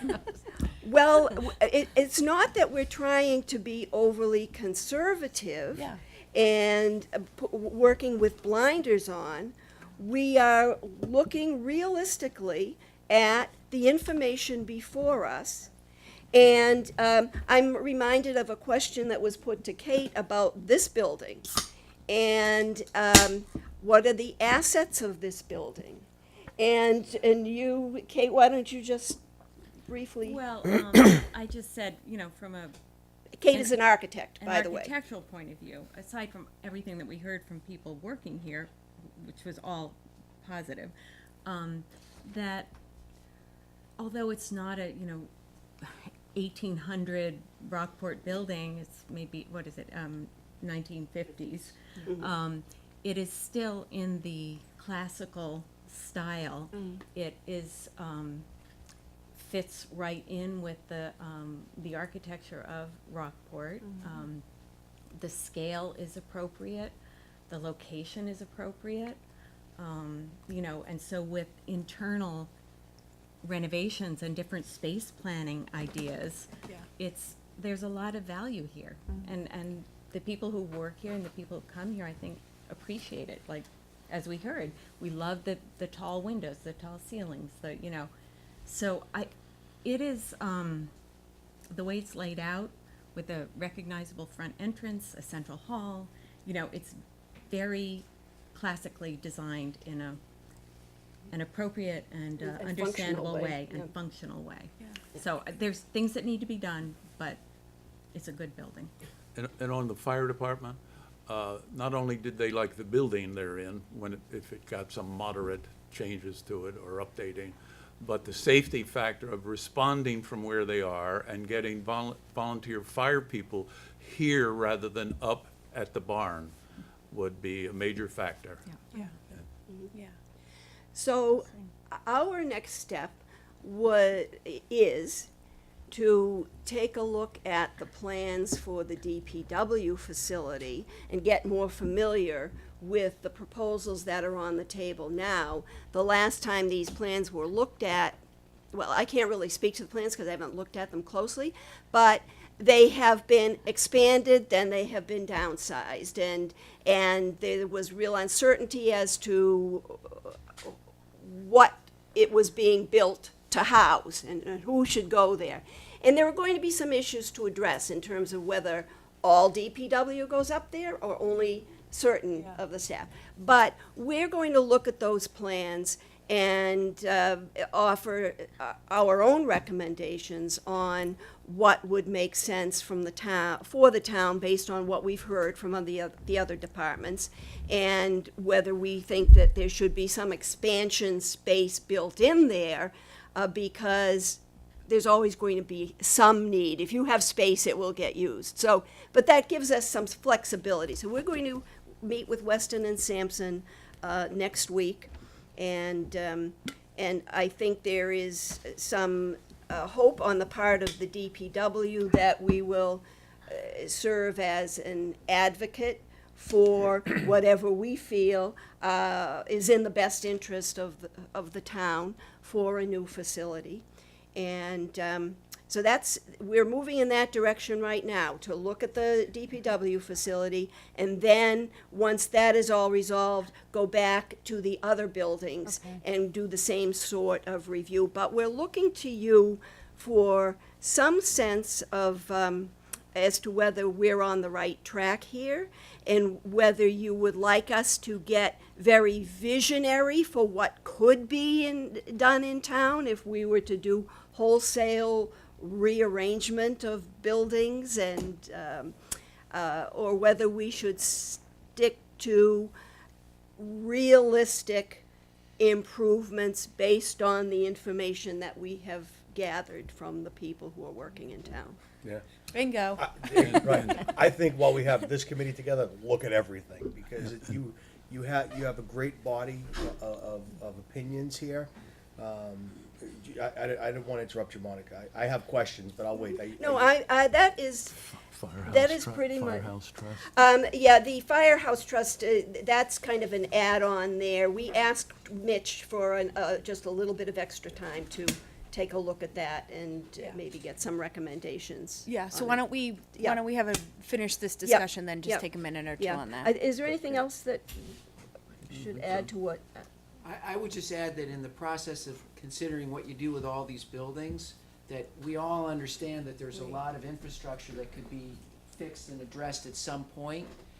And it's probably smart to do it in an order that, like, for example, if you're gonna do a roof over and the fire station's gonna stay, no matter how you reconfigure the inside, just put your money into that first, because it's not gonna be a waste, the building isn't gonna be knocked down, things like that. I'd love to get all the furnaces done at the same time, but it just doesn't make any sense if there's gonna be a complete remodel of a building, for example. So Rich has his work cut out as far as trying to do the engineering, but that's fine. That's sort of a final thing in the whole, the Rubik's Cube of how you make it all work. Right. So I guess I have a question and then just a couple of comments. So I'll do questions at the end. So the work that you're doing with respect to the DPW barn and kind of what's needed, is that separate and apart from a DPW building committee that would be formed? Because I know we talked about it. So, okay, so you're just doing this in the context of looking at the other buildings in town? Right. Okay. And So, if I could just add to that, so that they're getting that groundwork laid now, so that when it does come time in April or so, there's some, basis for this board to look at. There's basis for the discussion with the commissioners. Okay. And then at that point, this board would make the decision on, do you move admin up there? Do you move engineering? Do you leave it alone? So that the committee is doing the groundwork to make sure that everything is going in the right direction. The committee's checked a big box on as far as moving other departments up there. So it's certainly helping to tee things up for the board. Yeah, it's refining what we think we need up there. okay. And it's just going to be a recommendation. Yeah, it's really great. Super helpful. Yeah. Very helpful. Have you filled in the blanks on the 15 report? Because I know when I first came on the board, I had talked to Linda when she was with us, and we had talked about that report and that it really wasn't a final product. So did you fill in the blanks on all that with the missing pieces? We're not done yet because we've only looked at these 3 buildings. And we're, as I mentioned earlier, we're trying to compare what it said about all of those different categories of that we interviewed people on, compared what 2015 said, compared what we found, and we're filling in those blanks of what we know now about what's needed. And Rich is filling in the blanks on what's Been completed and updated. yeah, on what's been done and what still remains to be done. The blanks that I think you're referring to, and what we struggled with, is some of the recommendations in there to tear down Town Hall, move Town Hall over there to that building, reconfigure that space, put a campus for fire and safety up at Upper Main Street. And they were very unrealistic proposals. They might have been visionary, but they were not realistic. Yes, and I think that's where, so the concepts were not at issue. It was the detail level, as Monica Yeah. said. For example, it was a proposal to move just ambulance to the entire annex. That doesn't make any sense. It was fleshed out based on full-time departments, and that was just unnecessary. I think it was fleshed out based on like literally Googling other departments. Yeah. Like And I inside. think they were in a rush to Honestly. finish. It might have been Well, I the don't think case. it was, yeah. But I mean, so are you able to quickly, when you see something like that, I mean, obviously you all have the experience, live here, to say not to give it much time or effort? well, we didn't. Mitch Oh, just, yeah, they we went right wanted to past that. Yeah. understand Perfect. what were the shortcomings were. Okay, good. And I think Mitch was right on point. But we are not, well, part of the reason for coming here is to find out whether you really want us to come up with those kinds of proposals, because that's a lot of extra work. No, absolutely not. And we certainly don't want to waste anyone's time.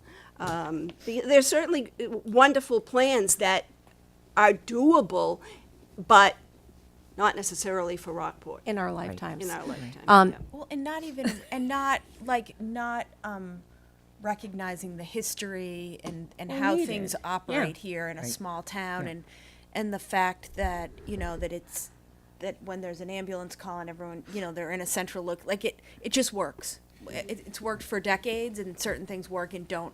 I think a lot in that unfinished kind of crock, I mean, not for lack of a better term, was let's make things, kind of over and above, like, but not for any just for the fact of like redoing them. Do you know what I mean? And creating a huge campus somewhere else. And this isn't that kind of that wasn't the point.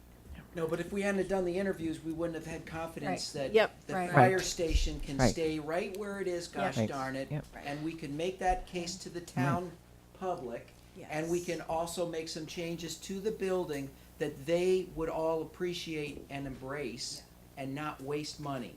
That's Yeah. so Yeah. valuable that you've spent like really legitimate time with the employees, Right. and because honestly, that it's really easy for someone to, pop in here once and pay a water bill, and the rest of the year pay it online and say, "Oh, town hall's ugly." You know what I mean? Because Yeah. that's. No, But to there's a spend lot. time with someone working in here, and Yeah. we spend a lot of time. I mean, I will tell you, a few months ago we had like 40 third graders in the upstairs hallway because we did a whole morning tour for them here, and it was kind of the first time in a while I was like, this is kind of a really cool space, and it has a lot of value. Besides, it just gave me a different perspective. So I think the fact that you guys are researching all the perspectives on the properties is what's super valuable. Ruthie, did you have something? Yeah, I was just going to say, I mean, I'm very impressed that you've talked to all those departments, all those people, because that's what, in the end, that's the buy-in we need in town when it comes to town meeting. That the people who are working in them can speak to the problems, can speak to the great part of it, and that's what sells things at town meeting. And you get that buy-in right away, and that's what's going to help with the DPW barn. That's going to help with improving over at the fire station and here. And CIPC has on its list to do the roof here and the roof there. Yeah, and so that would be money well spent. Absolutely. Good to know. Good to know. Denise, I think It's in the To know. budget. Yeah. Don't need us to tell you that. Denise, Yeah. did you have a comment? or Yeah, question? what I wanted to say from the Capital Improvement Planning Committee perspective, what I'd like to see is enough information for us to build out a 5-year capital plan. Because we don't really know right now it's sort of every year it's a surprise, and we always get more requests than we can possibly fund. But to have a sense of what's it going to take to get us through the next 5 years, and a sense of prioritizing those needs would be extremely helpful from my perspective. Yep. Yeah, we're not there yet, No. but that's Yeah. That's and that's where you're part of the exercise with Rich and going through to distill what's in here and what still needs to be done and what's Right. added to the list so that we can look at Right. it Yeah. and Yeah. begin to set Yeah. priorities. Have you guys met, and I apologize, I should probably know this, meeting with the Green Committee yet? The Green Community. Tom, yeah, we know, and we need to do that. Yeah. And we also, just recently, the DPW is looking at some software program to assess the operational costs for utilities, the electrical and the fuel. And Tom, you are familiar with that. Can I say something? Sure. Yeah.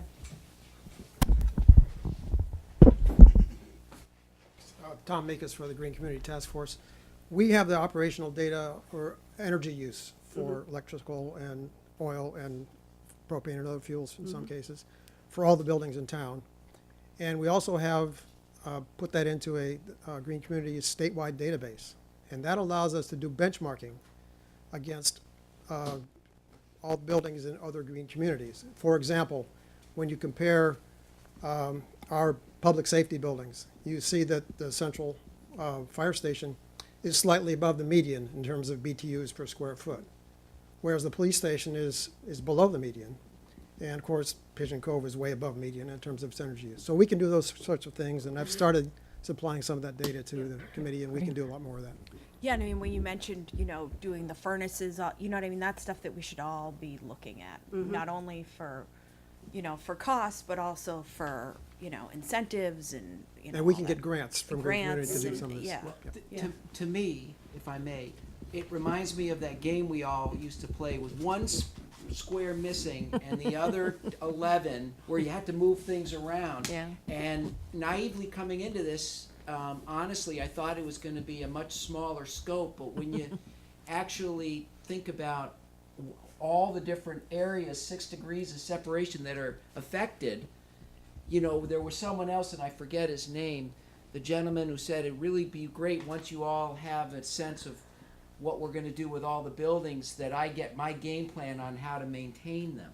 'Cause Yeah, right that was now- Jim Gardner. Yeah, That he's was on, looking, because like yeah. it's, everything is on hold. It's That's- on, you're like 4 planes circling the Mhm. runway, Yeah, the airport, and we just gotta get them once each landed. Yeah, And, yeah. and I'll jump in there because I think that's a great spot. I'm going to come to it in a second. I had a few questions. Number one is, obviously, the concerns of the people who work in our town buildings, to me, is paramount. I get that. But what have you done as far as community outreach to talk to the citizens in town to see what they would like to see? Have you gone down that road at all? Have you explored that option in any way? Because everybody has very strong feelings about where things should be, and I get it, but have you done anything so the general public has any input? We have not. Okay. And that's Meetings are really. open, though. The meetings are open to the public. The meetings are all open, Like, and right. they're noticed, and frankly, again, it's a case of you only have so much time, and we're trying to move quickly because there is some pressure to move quickly. So if you think that's important, we can certainly schedule. Well, it might be that once you've looked at either a whole group of presentation. then you do like an Right, evening and yeah. invite Right, people yep. in and Yep. Yeah, I for think. presentation and comment. Absolutely, Yeah. because I really think that, this is, the people in town pay for these buildings. They're the ones that are charged with paying for the roofs and the heating systems and everything else, so they should have it. I agree with you, and we've said this here many times, that, was the meeting, every meeting is public, nothing is behind closed doors, everybody's invited. People choose not to go, so it's unfortunate, but you guys have to trudge on and do your work like we do too, and I get that. But out of the 22 properties, I don't think you got to this point yet, but have you seen any municipalities, let me preface by saying municipalities don't have a strong reputation at maintenance on buildings. No offense, Rich, but it's just a fact of life. It's the way it goes. But have you looked at anything that would be of benefit to sell out of those 22 that If could- anyone dares to, if you dare to say. to Right, say well, that. I mean, I'm It's talking about from a premature. conditional standpoint, where, in other words, the building might be in such disrepair at a certain point that it doesn't make sense to put, you know. You're talking 300,000. about Old Firehouse Trust. Well, it's not just that, I mean, in general, I mean, you have 22 properties in town, so that's what I'm looking to get at. Yeah, we haven't, we started by focusing on the 3 core buildings, and that's as far as we've got right now. fair enough. Because of the tie-in and the impact on a DPW facility. So we wanted to at least make sure that we're on the right track in terms of what we've done so far, and find out if you were to say, we really think we ought to look at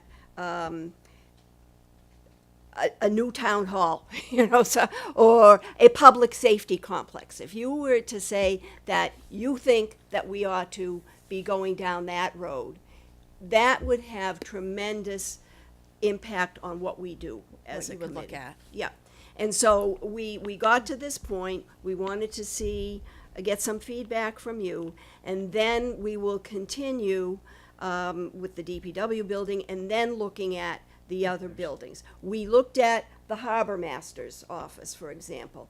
That needs attention, seriously. They need more space. And where they get that space is an open question. There are several options right now. I mean, my opinion of your committee is that it should be a permanent committee. That up front, there should be. It is. Yeah, well, I understand that, but like, I mean, I don't want to see this fall by the wayside is my point. Because some committees just kind of, people lose interest in them, and I'm not saying you folks are going to. But it's something that up front, there's a lot of heavy lifting to do because of it's newly formed. But then going forward from there, it needs to be something that really kind of zeroes in on how we can really change things and massage things in town. I think for now, this committee was formed with a somewhat limited scope. And I think that's what everyone signed on for. Yeah. Right. And it may spin off into something Yeah. permanent, which I don't disagree. There should be something that focuses on our buildings Yeah. in an ongoing way. But part of that is a testament to who is on the, like, to those of you who are making up the committee. Do you know what I mean? I mean, it could have been a very different makeup with a group of people that were just willing to, like, take a one-week view, and then that was it. And I just want to assure you that I, and I'm sure the other members, will be looking at the buildings for their architectural fit in the city, the town, and that it represents what Rockport has been and will be. Absolutely. And then we will be able to get some help on the price, the value and the price of continuing with those, even if they cost a little more. Or we'll find the money or recommend how to get the money to bring them up. And I think of the Pigeon Cove Firehouse and the Fire Trust buildings particularly, and to see those removed for any economic reason that we couldn't possibly tackle would be a major detriment to the town of Rockport. And so personally, I'm very interested, and that's why I volunteered for the committee. Perfect. Great. Thank you. Yeah. The interview process and actually the touring process did bring up a couple of more safety issues that are sort of adjunct to this, I would say. And I see this astute gentleman here from the school. We're walking through the main entrance to the high school, and the original staircase is not code.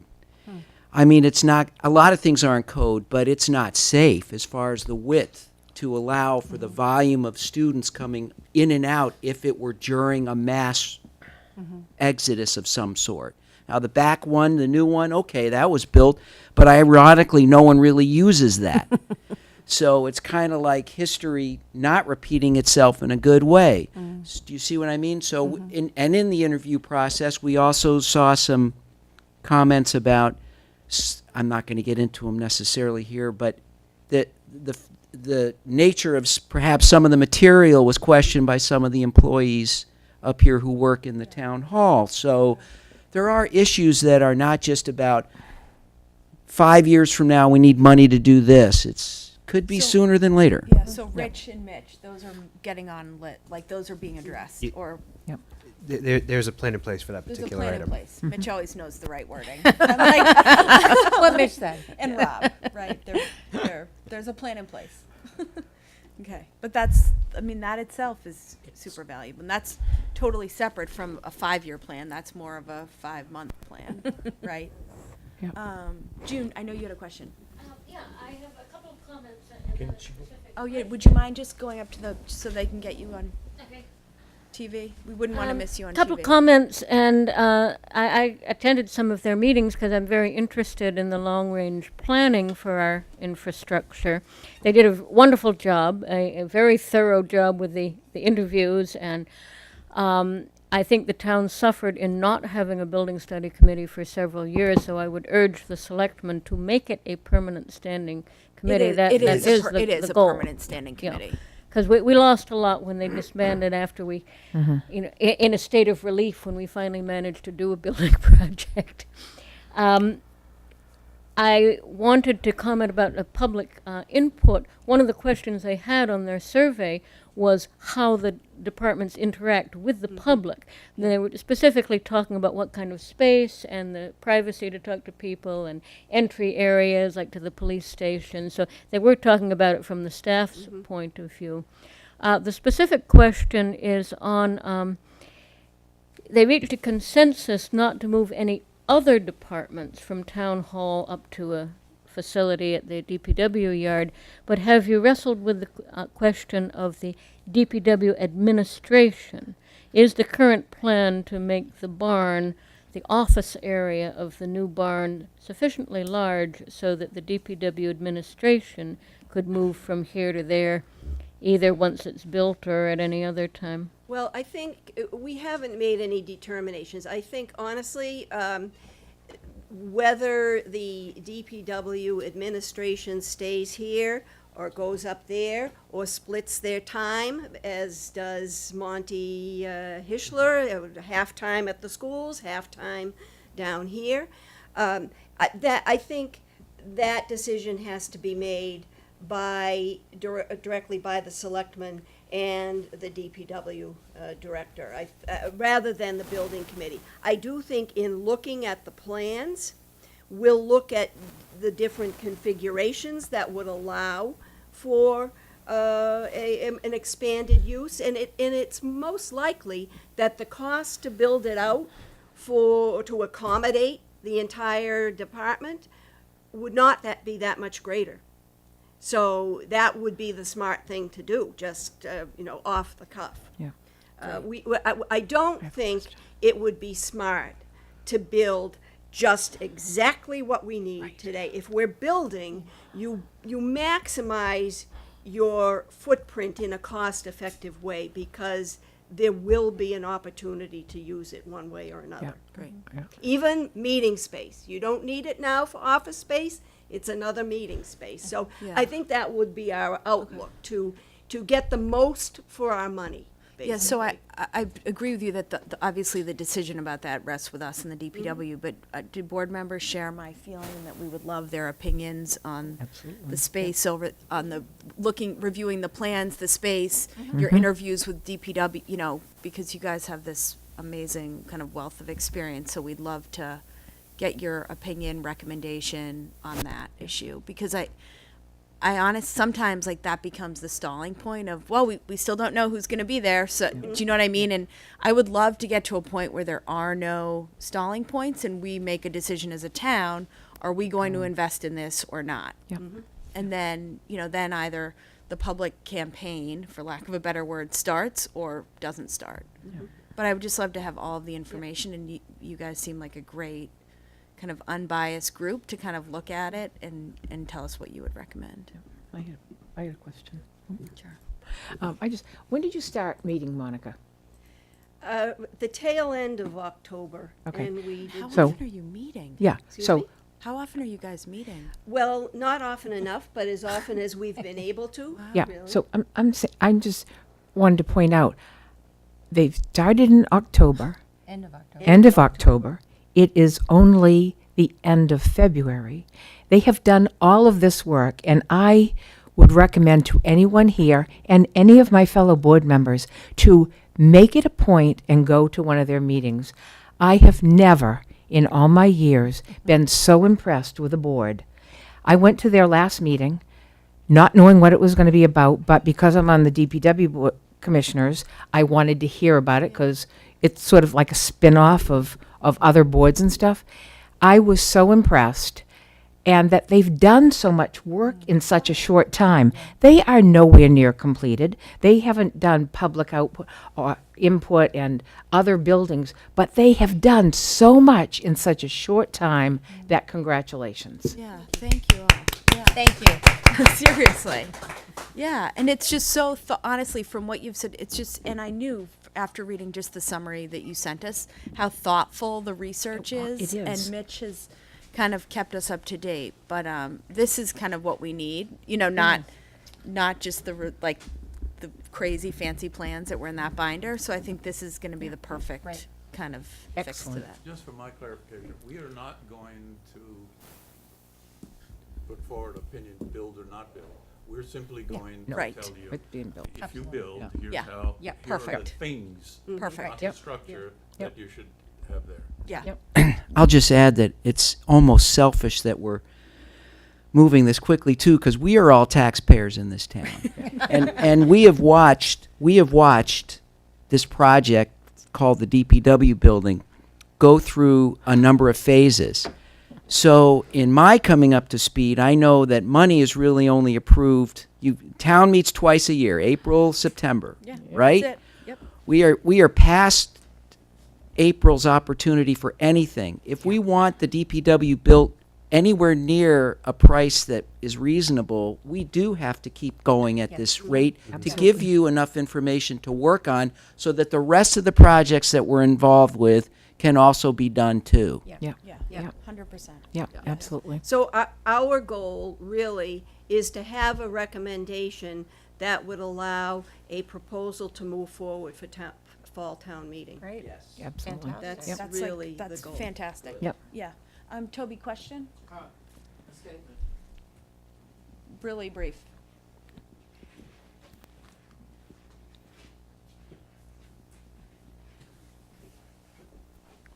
Toby Arsenian, 95 Granite Street. A first-rate report, and thank you very much for it.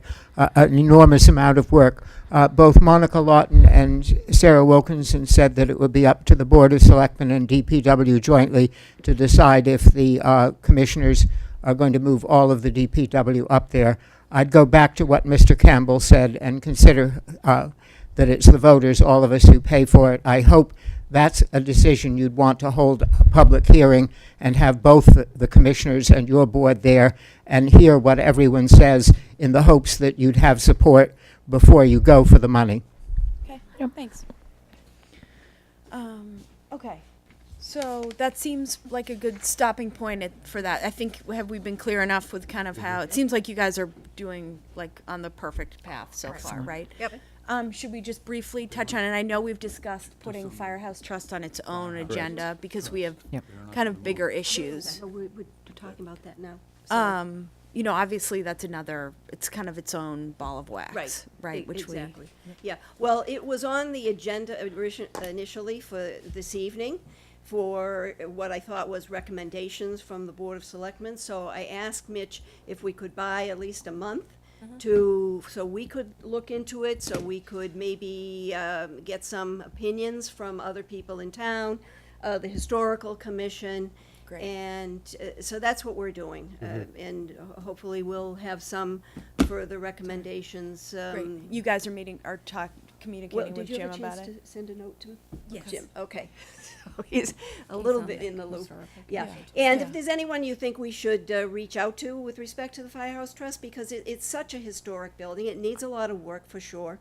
But I thought the Historical Commission should have right of first refusal to speak on the issue anyway, because it's a historic building in the historic district, so. I'd also like to ask you to talk to someone from Rockport Exchange. Yes, yep. Okay. Well, I was going to say, and anyone who's currently using the building. I mean, part of I'm the problem pursuing that is as well. Yeah. when the trust was operating, we weren't even, at least, you know, as a select person, we weren't even sure for several years who was using it and who wasn't. So it would be good to have a grasp of who's like actually using the building. It's just the Santa's exchange. not using it anymore. It's just the Just the exchange. exchange. I have limited use because of the water infiltration and the poor air quality in it. So it's just the exchange. Among other issues, yeah. Yes, among 1,000 others. but, yeah. Step in So if you the dare. I status would of- not hold a meeting in there if I were you. So the status of the building right now is just on hold, waiting for some recommendations to take hold. Yeah. Yes. So we would love for you to take a deeper look into it. And then have we scheduled that yet? So I want to see where the next meeting goes with some conversation on it, but probably about a month out.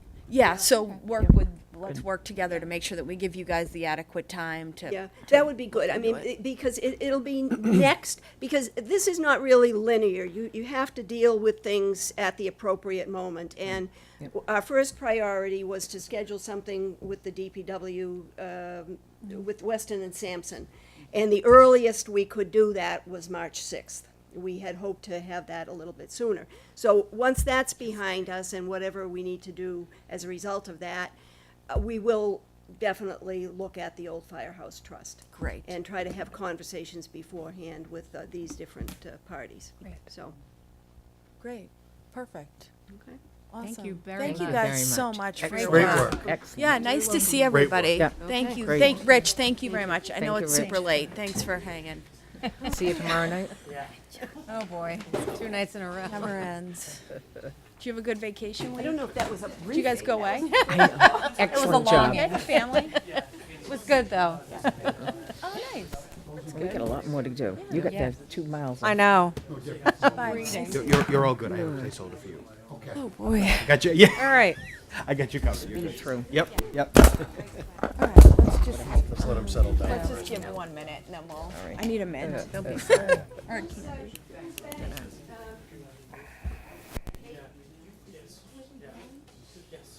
Holy moly. Yeah, I'm huh? tired. It's like, Me too. whew. Long one. We haven't had such a long one in a long Had a time. long meeting like this. I'm tired. That's all right. That was Good. Their meeting was excellent. Oh, I gotta go now. Yeah. I gotta tell you that, Thatcher Island is one of the best run as well. I think they're right up there. They're awesome. But see, Thatcher Island's been going for how many years? They They got it just down- started. They got it down pat. Yep. They, This is one of the most building study is one of the most efficient committees that I've ever worked with. I think having Monica there is a I'm big gonna, deal. They're a good I know, group. I'm gonna get their calendar on my calendar and go to one. I asked one, and I'll bring it up on actually the liaison and the other stuff, but I asked Mitch about the meetings, and I'll explain that in a minute. okay, hit it.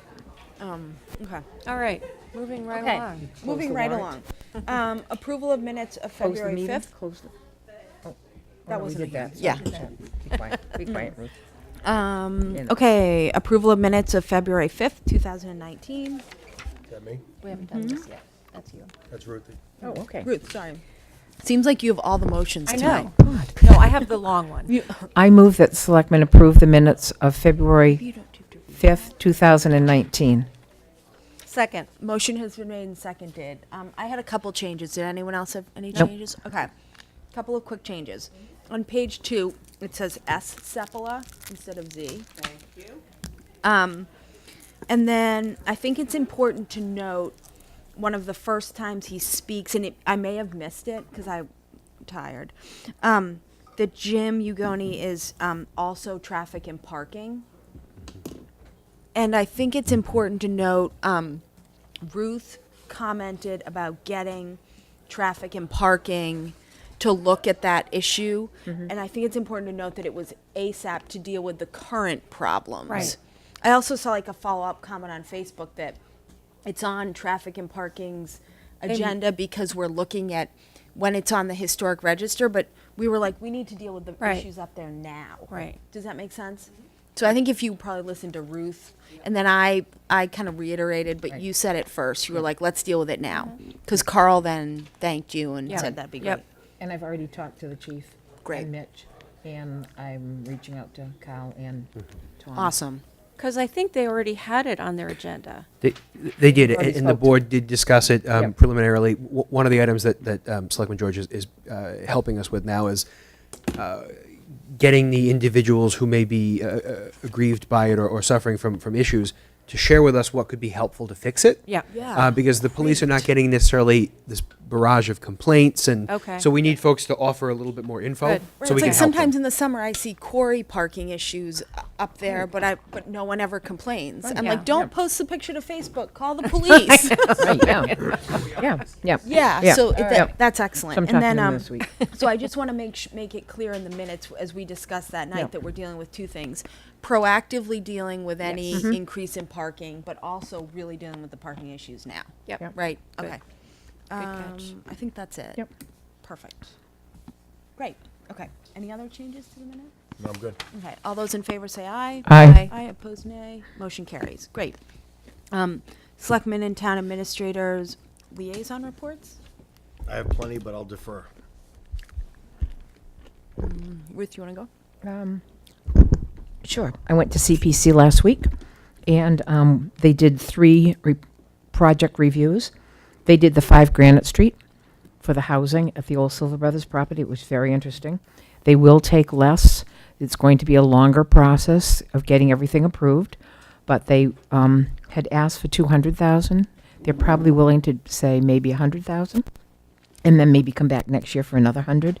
But it's all a game of, if you put this in and that put this in, that HUD and DP other housing money is easier to get. So that was very interesting. We did have the people come in from the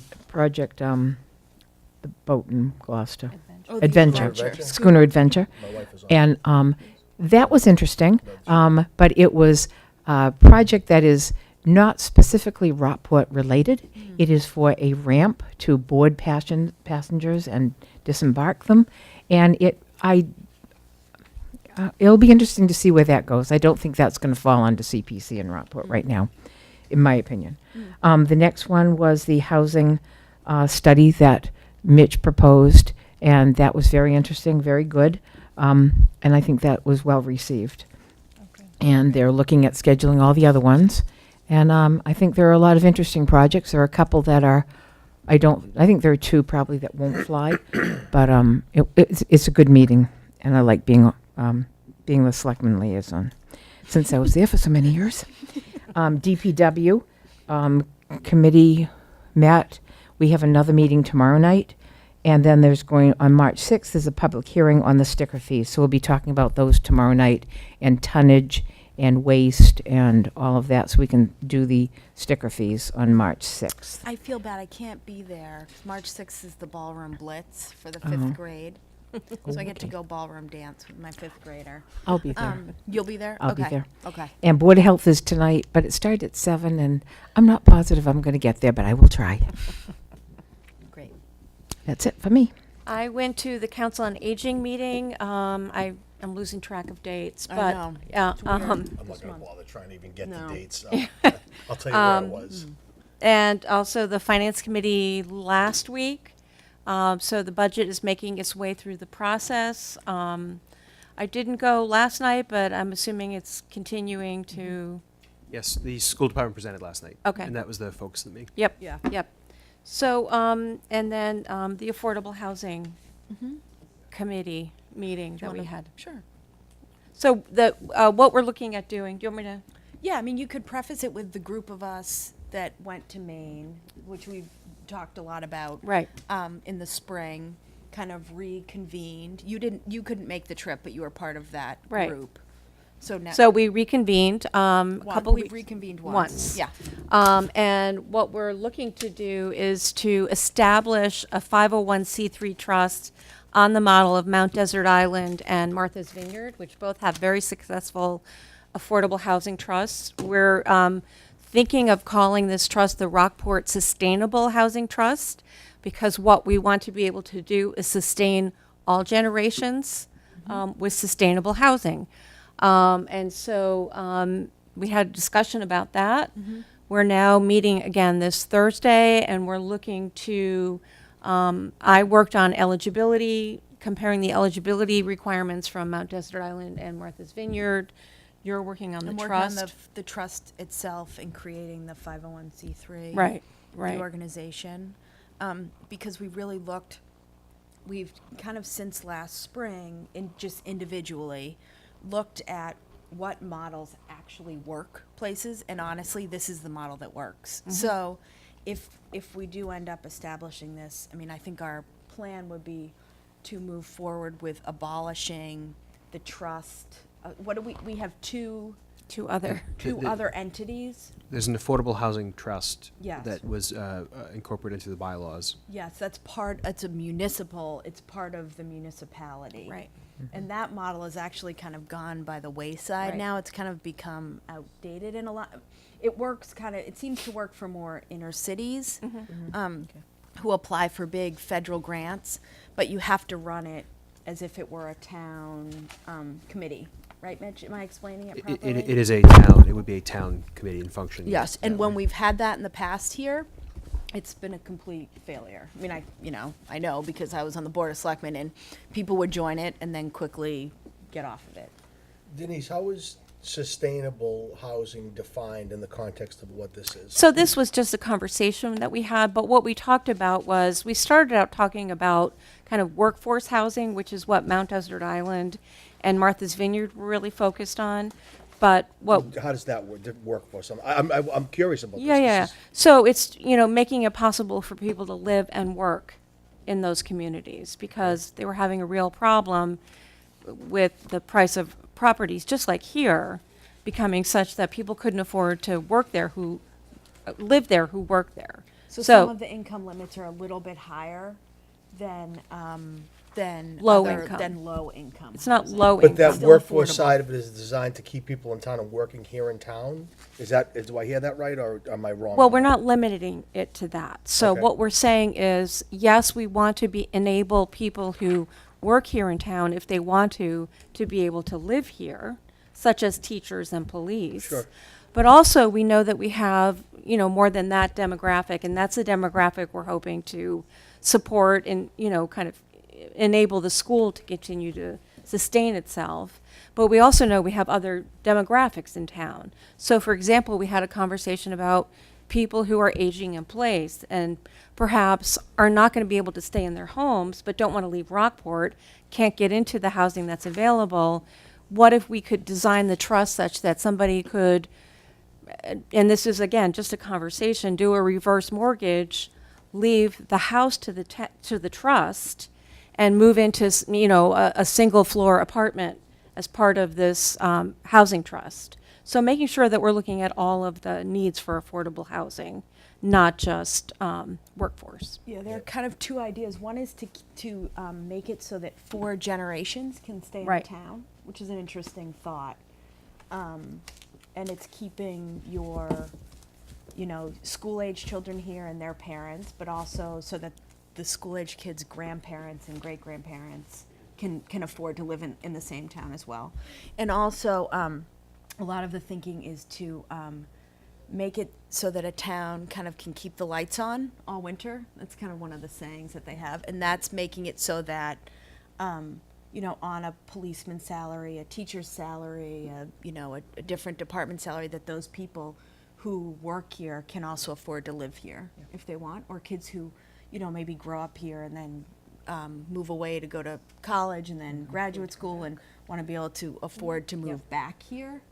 So it's kind of that, it's that. So it's not necessarily the lowest income housing, which is like what Harbor Lights is building. I like the concept. I have questions about the mechanism of how it all kind of comes about and how you can keep something affordable on a 4th generation. Yes. When you can't really project out that far. I'm not opposed to it, but Yeah. I'm just really curious Yeah, about how so- it works. Oh, like the nuts and bolts of it. So Right. basically, if a property is in a trust, there are different ways, and we've literally had like just a few conversations in our That's trip okay. to Maine. But there are a few different ways.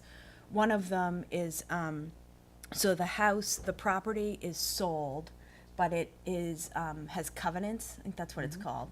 And so there are rules about what you can do if you sell the property. It has to be offered back to the trust to be sold back to the trust, or it kind of stays in the system. So a house, you can't Right. flip a house. you know, you can't What flip are a the Hasbara. what are the benefits to the owner of the property? Do they get, are there tax incentives to it, or is there any, how does it all, are there Town, inheritance? the trust owns the The property. trust The owns town, the right, property. okay. Trust right. owns the property. And then community preservation, you know, could donate money to the trust, but also the key with a 501c3 is individuals can donate to the trust, which they have had amazing success with in both Martha's Vineyard and Mount Desert Island. I guess if it comes into the trust, is the town then responsible for the maintenance on that property? No, the trust. And the housing The authority. trust, then, the trust is a board of directors, separate from the municipality. That's why we kind of pull it away from the town. And then the trust sells the property. There also, we could also own property that we rent, and you would have a housing authority that rents and manages the, you know, but it's its own kind of 501c3 organization that puts out an annual report every year. So our thinking, our plan is that this group of us who's kind of motivated and, you know, and we it's in the group so far includes Denise, myself, Mitch, the superintendent of schools, Herm Lilia from the planning board, and Colleen Coogan, head of the school committee, is for us to just kind of get like the nuts and bolts together, and then we've had people reach out to us individually and then do some public recruiting as well. It's for very people intriguing. Who want to be Very a part of it. intriguing, yeah. But the idea is to make it, you know, we're lucky to have Harbor Lights, who has done multiple really successful projects in Rockport. And the goal is to not copy what Harbor Lights is doing. Which is low income. Which is low income, but to really make it so that, you know, people with young kids can, you know, afford a starter home. And there are ways, you know, you make first time, one of the rules is you have to be eligible for a mortgage. So, you know, you would have to go out, you know, and you work with local banks.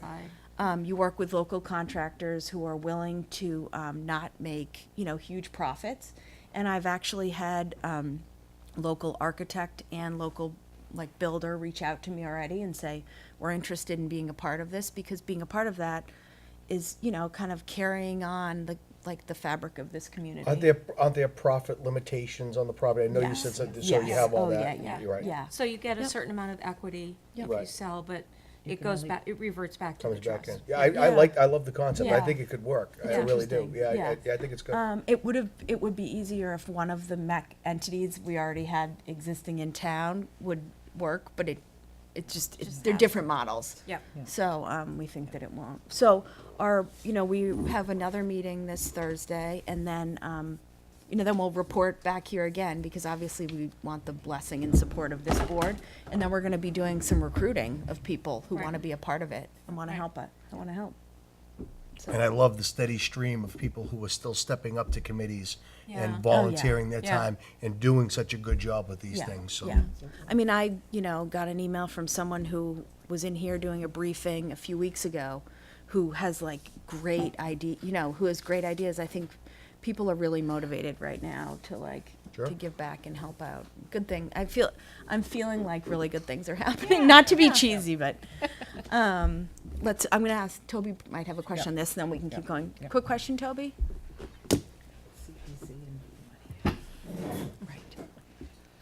Toby Arsenian, 95 Granite Street. You said Harbor Light is picking up the pieces for people at the lower end of the economic scale.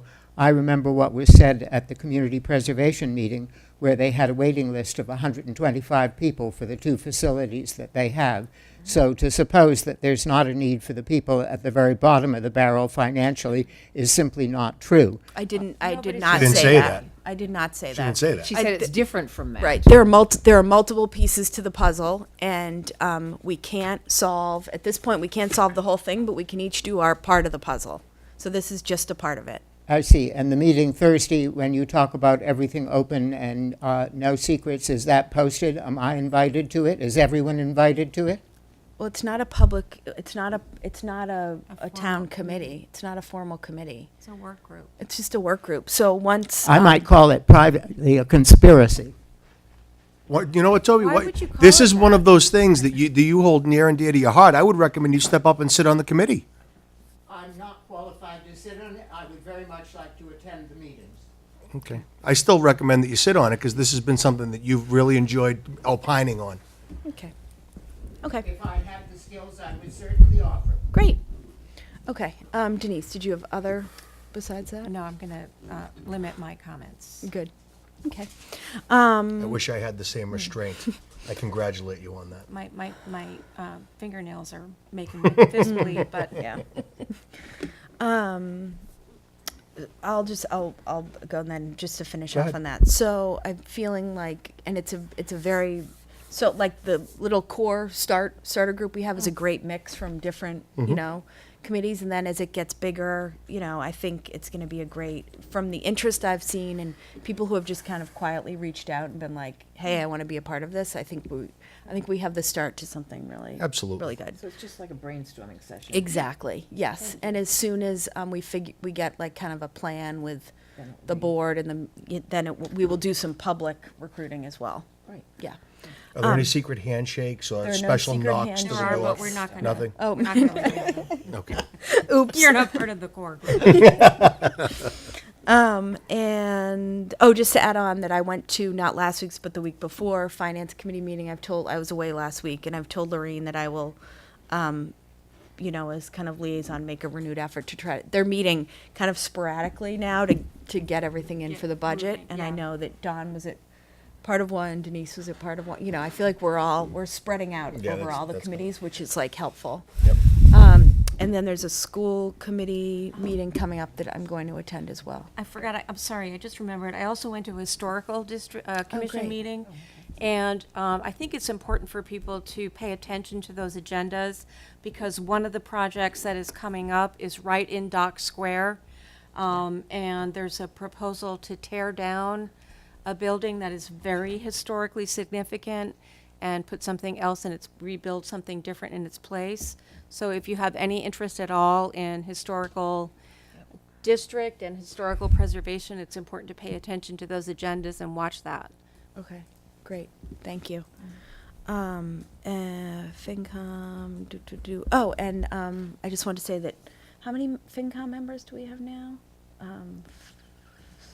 Six, and then we actually have another interview who was supposed to come tonight, but is going to come to our next week. Yes, we'll add him to the special. Come to our next week, yes, which is great. Someone who was recently just on FinCom and is interested in Coming back. in coming back and getting involved again. And which he is great. attended that FinCom meeting last week. Great. And He the board attended got last a night chan- as well. Oh, So, last night, yep. great, great. great. So they got a Perfect. chance to meet and, right. Great, yeah, and really impressed with how, you know, I know we've talked about what a nice mix that is of people like June who have decades of experience with people who have never been involved in a town group, but they are all just diving in and meeting with their department heads and asking really thoughtful, like spot-on questions. Yep. So thanks to them for all of their hard work, and I know they're, you know, town meeting time, it's always exciting, there's a lot going on. Yeah.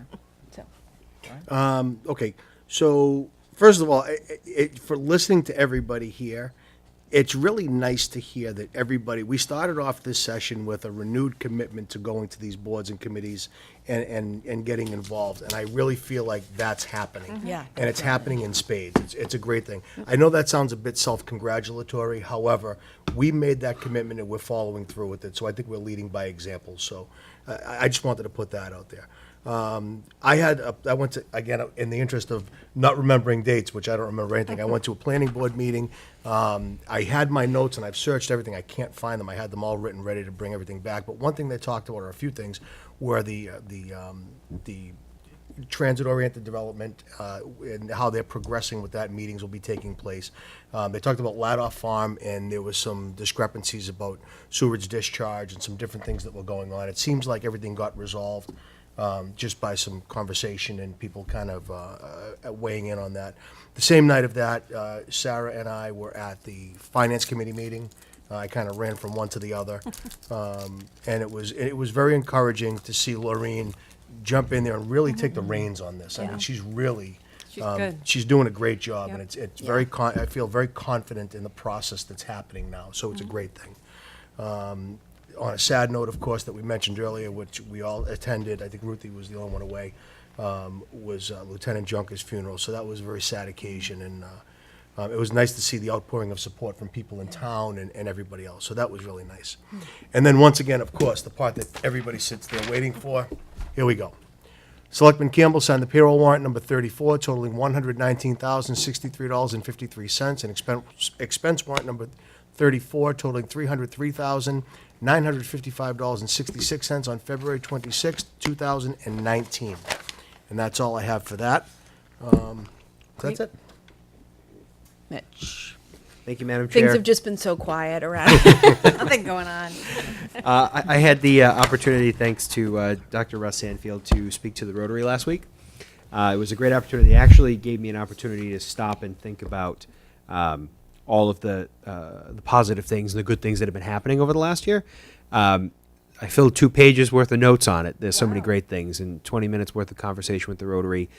So there are great things that are happening. I'll prep some of that material, certainly, to share and have the board share tomorrow at the chamber event for those who were able to attend that. Certainly on a very positive note, it was good to share and that we are moving forward. The chamber event is tomorrow evening, the division meeting. Which board members are planning to attend? Just so we can prep. Ruth, I'm going to try to go. Sarah. I plan on being there. I have a conference call I have to be on at 7 o'clock, so I'm going to get there for at least the first part of it, I believe. Okay. Just want to make sure we're prepped and covered for that. For that, okay. I'll speak offline with the board about setting up an executive session for a particular matter coming. Other than that, we've been digging into the budget, making that happen. Kudos to the Finance Committee for keeping the process rolling, to my colleague Carrie Arnaud, our finance director, for really digging in the minutia of it. She owns the minutia of the process now. Owns the minutia. Owns the minutia. She'll be thrilled that I've She'll be thrilled to hear that. Right? So she really is taking the bull by the horns on that, and we are progressing along nicely, timing-wise. So the Finance Committee, I've shared with them that I need their final budget by March 22nd. And as of now, there'll be no issue producing that, so we can get it in the book and get that prepared. So those are the quick highlights for time's sake. Thank you. Speaking of executive session, real quick if I can, and I don't know if it would be, I think the next one would be, but we have to really start thinking about Long Beach again and getting back on track with that. Yeah, I think our next thing is with I think we're waiting. I think we need to meet with the lawyer next, right, Mitch? We do need had to sent her a have, bunch of questions, so maybe you should we'll follow up with her we'll and get counsel that for scheduled? that. Yep. Good, Yeah. good. That's going to be a long process, regardless of which path it shows, and it's just going to be a long process. But fun. Absolutely. Okay. Anything else, Mitch?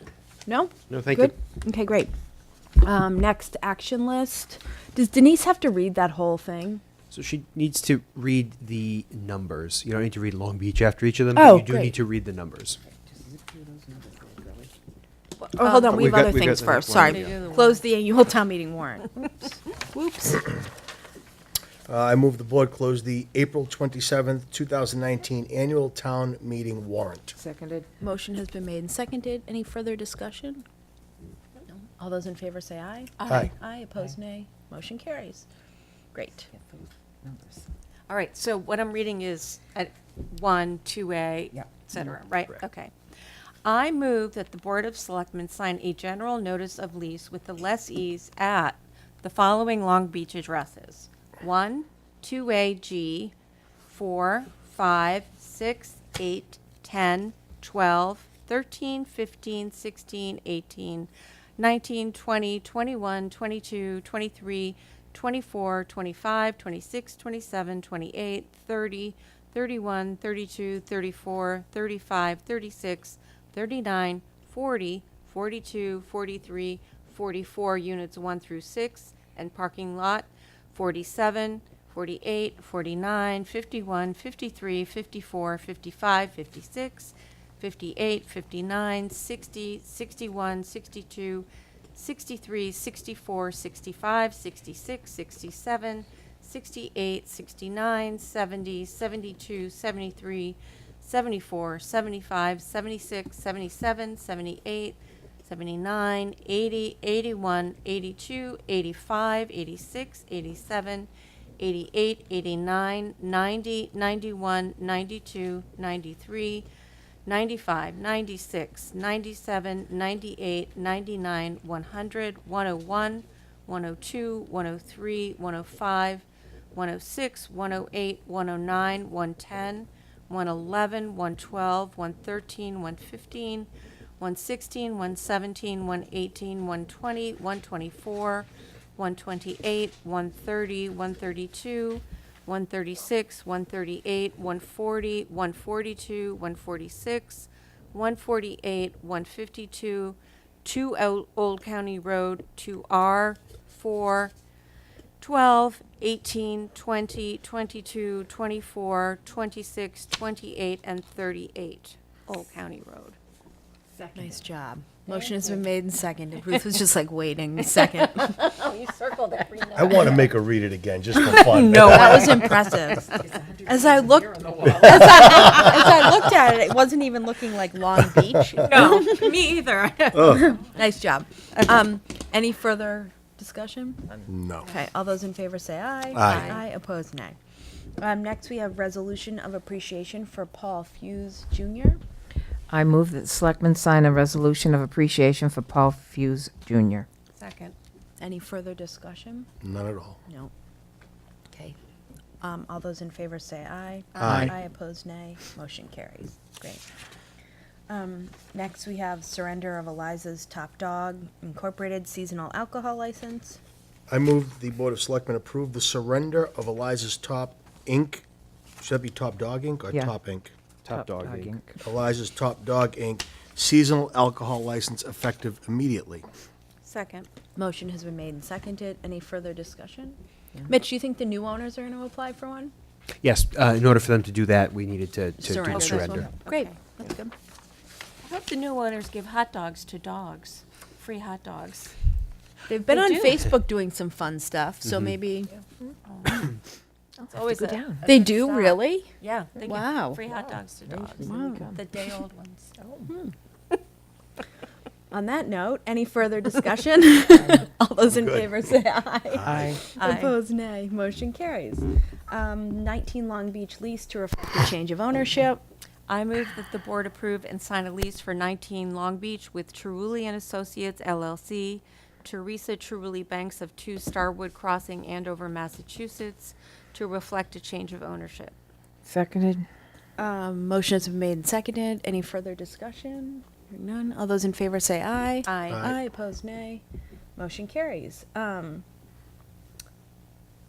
Evansfield CPC project application approval. I'm not sure if this, I don't have the completed application yet, so should we wait to put it on the action list?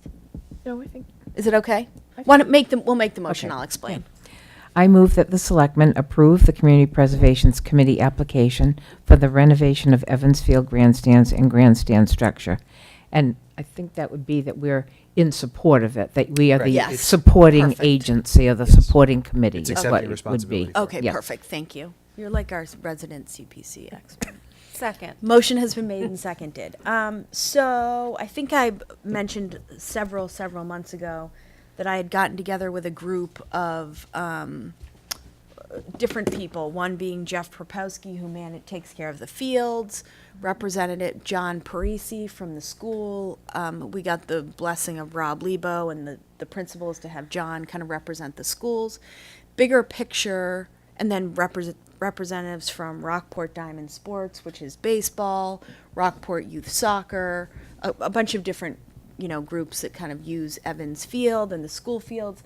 Bigger picture, the hope is that over the next few years, we can renovate Evans Field, not only the grandstands and the kind of the grandstand building around it, but then the fields themselves, which Jeff Propowski has taken care of kind of personally. He's volunteered for several years to do that. But the thinking is with perhaps a little reconfiguration, we may be able to host more sports than we currently do. Things have evolved now, so now soccer kind of turns and it works. But there are some things like there's irrigation, but it hasn't been used in several years. Just time to kind of look at the whole thing. Beyond that, the same group is also kind of looking at the school fields and usage and the Pigeon Cove fields and usage, and looking at maybe some reconfiguring, some updating, putting some just a lot of us, have school-age kids that play sports and travel around and see what other towns have, and we maybe time for some needed upgrades. The first step, and kind of the easiest, is doing an update of the grandstands at Evans Field, which are in much needed disrepair, just over, years of wear and tear. The DPW has cared for them, but that kind of just involves picking the trash up underneath. So, but it turns out that it's considered a stadium, I guess, under CPC rules, which makes it historic. Which means it has to come out of, you had put it under recreation and historic. Recreation it can't be because of being a stadium per se. So it has to be under historic. So that means that any work done on it has to be back to make it historic. Yes. Unless it can't be because the building inspector said, no, it can't go back there. Right. So that would be what it would have to be under. And that was brought up at the CPC meeting, that the application needs to go to the Historic Commission to get blessed. Yep. So you would have to go there for a meeting. Yep. And I've been in touch with them Yep. as well. And go to the DPW Board of Commissioners, because they will be the person who will be executing it if it gets passed, that they will have to do the work, so they need to have it on their radar and approve it also. Right. Yes, and I should add that Bruce Reed has also been involved, because we were trying to coordinate work on the grandstands with the ramp. And the thinking was that we were going through all this effort to make a handicap ramp up to the field.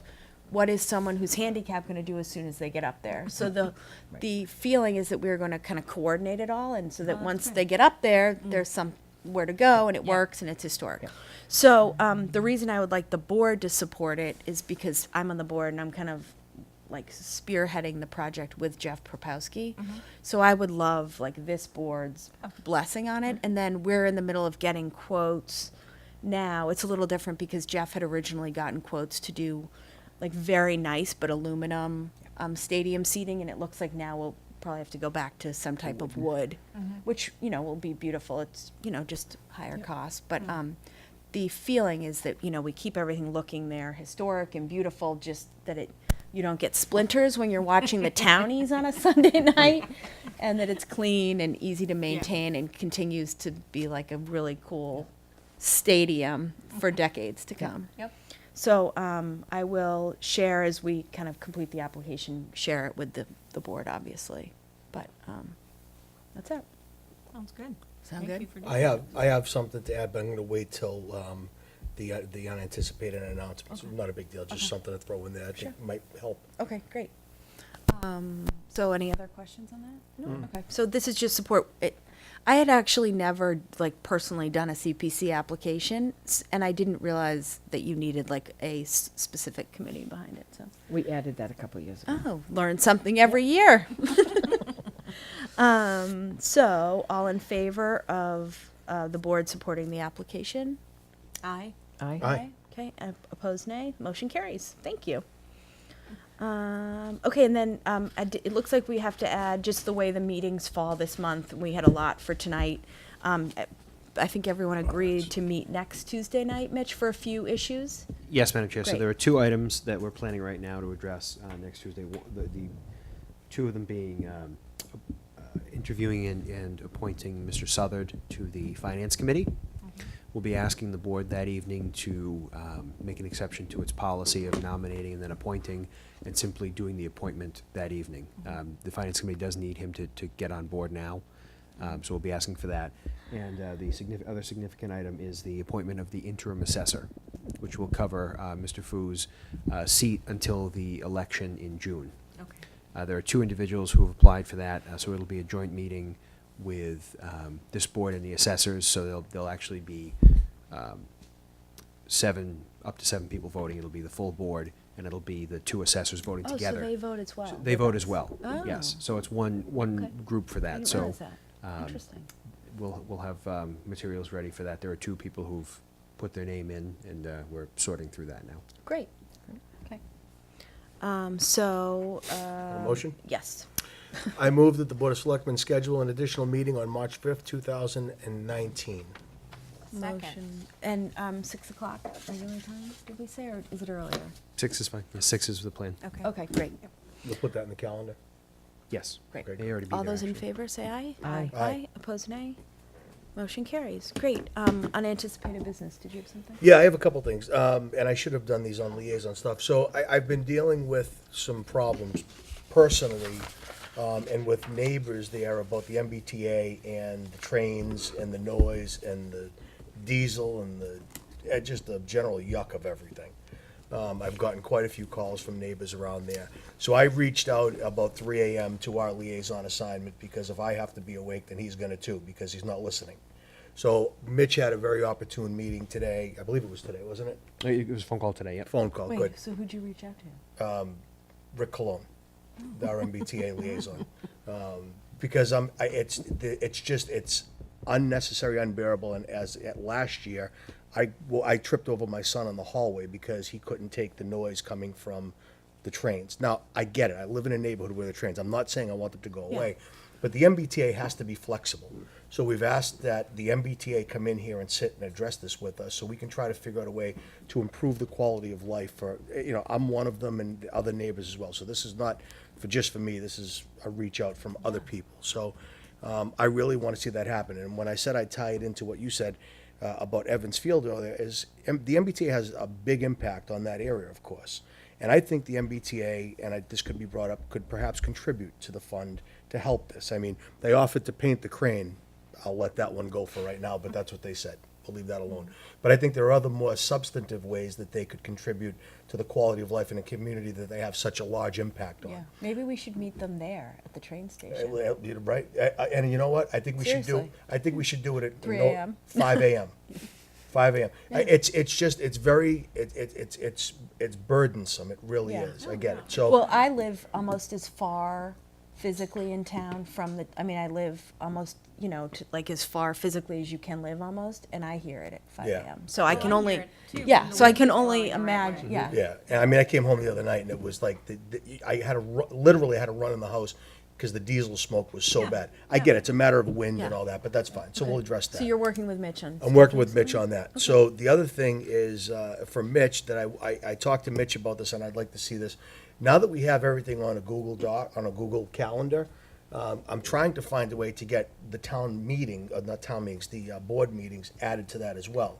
So we have one clearinghouse for everything, and you can see right in our calendar exactly what's there. It might be a bit of a logistical nightmare, and it may not be able to happen, I understand. You mean that. other town boards? The planning board, FinCom, whatever, any of Yeah. town boards, they're on there, that get uploaded to the calendar, so they're all right there. I mean, yeah, sure, you can go on the website, and you can pull up the meetings, that's what I do now.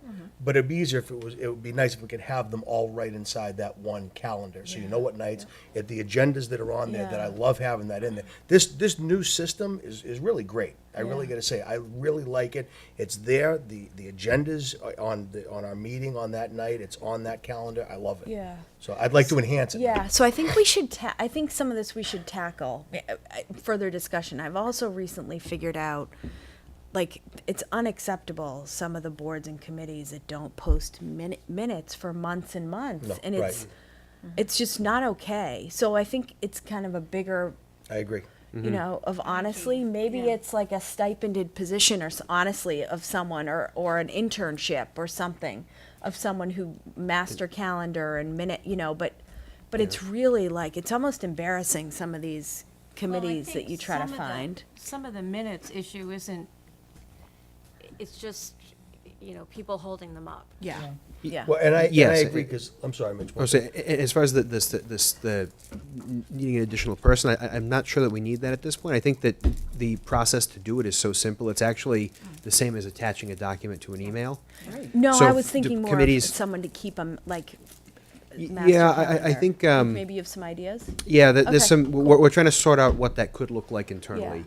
I brought this up last year, and it might have been the year before that, about, getting the meeting minutes and it has to be one kind of repository where they all go. So we could see exactly, I mean, I love that people are coming in here and talking to us. We reach out to our boards and committees, but it's nice to know the ones that we don't go to, what's going on. And it's at your leisure to do what you want as far as reviewing minutes. So if they could go to one spot, if the agendas could go to one spot, I think it would do a lot, it would serve us well. Well, yeah, I mean, and the way it is, like, it's really easy to upload your minutes to the website, but they just don't get uploaded. Yeah, there are some individual items that we're looking at Yeah, now with okay. some folks on that. So but I agree that it would be nice, you know. I would love to see Yeah, that. there would just have to be a system when things get canceled, because I think the only nice thing about that one link is that, like, if I'm going to something and then it's canceled on the PDF thing, so we just Right. have to have a system in place for that too. Yeah, I think that could work. Yeah, but it would be great, Mitch, if you could try to give Yeah, it we're, some we're looking thought. at what that is, and that is the piece that Deb's exploring now, because Cool. we don't get notified for cancellations, the clerk does. So that's the one Right. piece in the puzzle that we're trying to sort through. Yeah. I don't want to overreach, but is No, there I something know. that we could do that would require those meeting minutes to come through one place? that Well, they're they have supposed to be, they're all supposed to go into their respective notes area on the website, which is But like, they're responsible individually, is what I'm saying. A lot of them Yeah, are responsible. I'm saying yeah. have one person in town, if it's feasible, because we've looked at this before, and if I remember correctly, that it didn't seem like it was feasible at the time. Perhaps things have changed or evolved to the point that maybe we could do that with technology. I don't see it as a heavy lift. So I don't know if we need to compel that, or we would just request that they do that. well, I think what Denise is saying, that some of the minutes are held up for for different reasons, and it's not just the posting that's the problem. It's that not the they're- posting that's It's the not the problem. posting that's the problem, it's individuals are holding them up to review Well, them. that's and- why I say so perhaps we it need takes to- compelling yeah, action by the yeah. board. So I think to do this is that. an issue that we need to tackle. Yeah. Madam Okay. Chairman, Question? a statement, it's in the bylaws. A couple of years back, it was changed that town committees are required to file them within, I believe it's 6 weeks of the meeting, but don't quote me on that. So you might get that Okay, section we'll look at of it. the bylaw Okay. and send it to all of the committees as a start. Okay, thanks. Okay. Did you have anything else? No, I'm good. Okay. I'm good, thank you. Anyone else That's all I for have. unanticipated business or announcements? I have a couple of questions. Sure. I've gotten a couple of calls. I haven't called the person back yet, but, because I hadn't had a chance to talk. But what is the holdup on the Pigeon Cove Fire Station for RFP, or where are we? For the roofs? So there is a committee that's, as you know, that's in process with it. Yeah. The RFP was sent along to council to make their edits and revisions. So it's in that stage right It's now. been there quite a Council's- while, though, hasn't it? It has. That particular attorney who's reviewing it has been dealing with a few other matters for Yeah, us. okay. So it's gotten jostled in the priority Okay. order. Maybe if we can just unfortunately. bug them about it again. I'm getting a few calls from firefighters about it. and Yes, I wish they concerns. would also convey that to Right. their captain and their chief. But Yeah. yes, we are aware we Maybe, need to move that up. maybe, one of us should talk to, you mean the firefighters should talk to the captain and the chief? I wish they would convey call that. They them. seem to be I'll- kind of sharing with everybody Yeah. except Yeah. the Okay. people who could make a Yeah. change with it. Right, You wanna- yeah. yeah. You wanna take care of it? Oh, yeah, I'll call them back. The other thing is, I've heard, I want to do better. I think we can do better as a town for our volunteers and our appreciation to them. Recently, we had a forest fire guy, Jerry Peckham, retire. And I really think we need to have some mechanism where we do resolutions for people who retire, who have put in a certain amount of years, a personal thank you, resolutions. Thank you. I know we do birthday cards, but I think we need to somehow reach out more to our volunteers, thank them when they leave. I'll do personal thank yous. If you give me the list and give me the dates, I will start doing those. But I really think, where would we be without our volunteers? And when someone gives, like Jerry, 35, 45, I don't know how long he was on the forest fire department, and feeling like he didn't even get a thank you from his department, Yeah, I didn't even know he retired. I didn't really either, but I got it Yeah. secondhand only because he works at the police station as the janitor. So I think I think part of it because Mitch has like what you do with the cars and everything is like a million times better So than I- we're doing. right, But I I think will we help with honestly that, have too. to. Maybe it's an all management meeting issue that like I would be happy to speak on. But a lot of this is from department and committee heads, and we just aren't like we need to be communicated with about things like because I've had people say to me like, oh, you know, like you didn't even know, and I was like, I'm sorry, but I just didn't know, you know what I mean?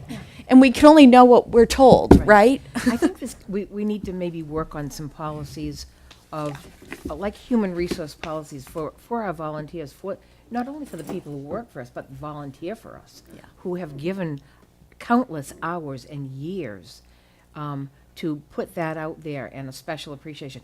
Maybe it's something twice a year, have an appreciation day for everyone who's retired in the last year, or something We like have that. done this, haven't we? We've done a volunteer Well, appreciation. no, the Day. Christmas, the the Christmas holiday time. thing Besides- is Christmas right, time. but, But yeah. We yeah. do resolutions when We we do know about resolutions it. when Right. we know about it, Right. right? But I think the problem is sometimes we're not. Yeah, I think there's gotta be appropriately told. somehow that we stay on top of it better, Right. I feel. Yeah. Well, there have been, you know, a handful of things. Mitch has made a huge effort in the last several months because in the past, like, couple years, there were things that we weren't invited, that we literally weren't invited to. And then people were saying to me, oh, you know, would have been nice to have a selectman there. And I was like, we weren't invited. Would have been nice to know about it. So, I think that, you know, it's similar to you, like, you can only do what you know about. Right. But I think it's something Yeah. that we need to speak to the management and boards and committee heads about. Yeah. Because I'm with you, like, I'm happy to call people to send notes, happy to go, you know, go to things, retirement things, but, I'm always going to Mitch and getting more note paper. Yes, Ruth is a good user of our note cards, Yeah. yes. Yeah, we'll certainly look at what we can do to improve that, and some of it is, we don't always find out. or we find out Mr. after the fact. Yeah. Yeah, Yeah. Mr. Peckham's there's a particular other matter going there.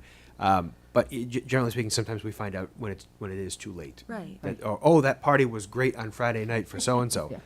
Well, it would have been nice if you told me so I could share that with the board. I have that conversation regularly with a couple, but we can certainly issue some clearer directives to folks about making sure that they are regularly noticing us on that type of thing. And even though he has just, beginning of the year, I think, retired, I think we should send him a resolution Yeah, definitely. of all of those years. I mean, Yeah. Yep. 100%. that's it. Okay. Good idea. Anything else? I'm good. Great. Very productive meeting tonight. Yes. Building Think so? study was Very great, meaty. re-energized, especially after the public hearing that was not so. Excellent committee. I just want neighbors to work together. It's the same thing when I say when we have neighbors when I have neighbors contact me, like residential, and I'm like, just go shake their hand and like, you know, try to work it out. Because you want to all live here together. So, Would you like a motion? yes. I'll make a motion to adjourn. So Second. moved. Thirded. All those in favor say aye. Aye. Opposed, nay. Motion carries. Great.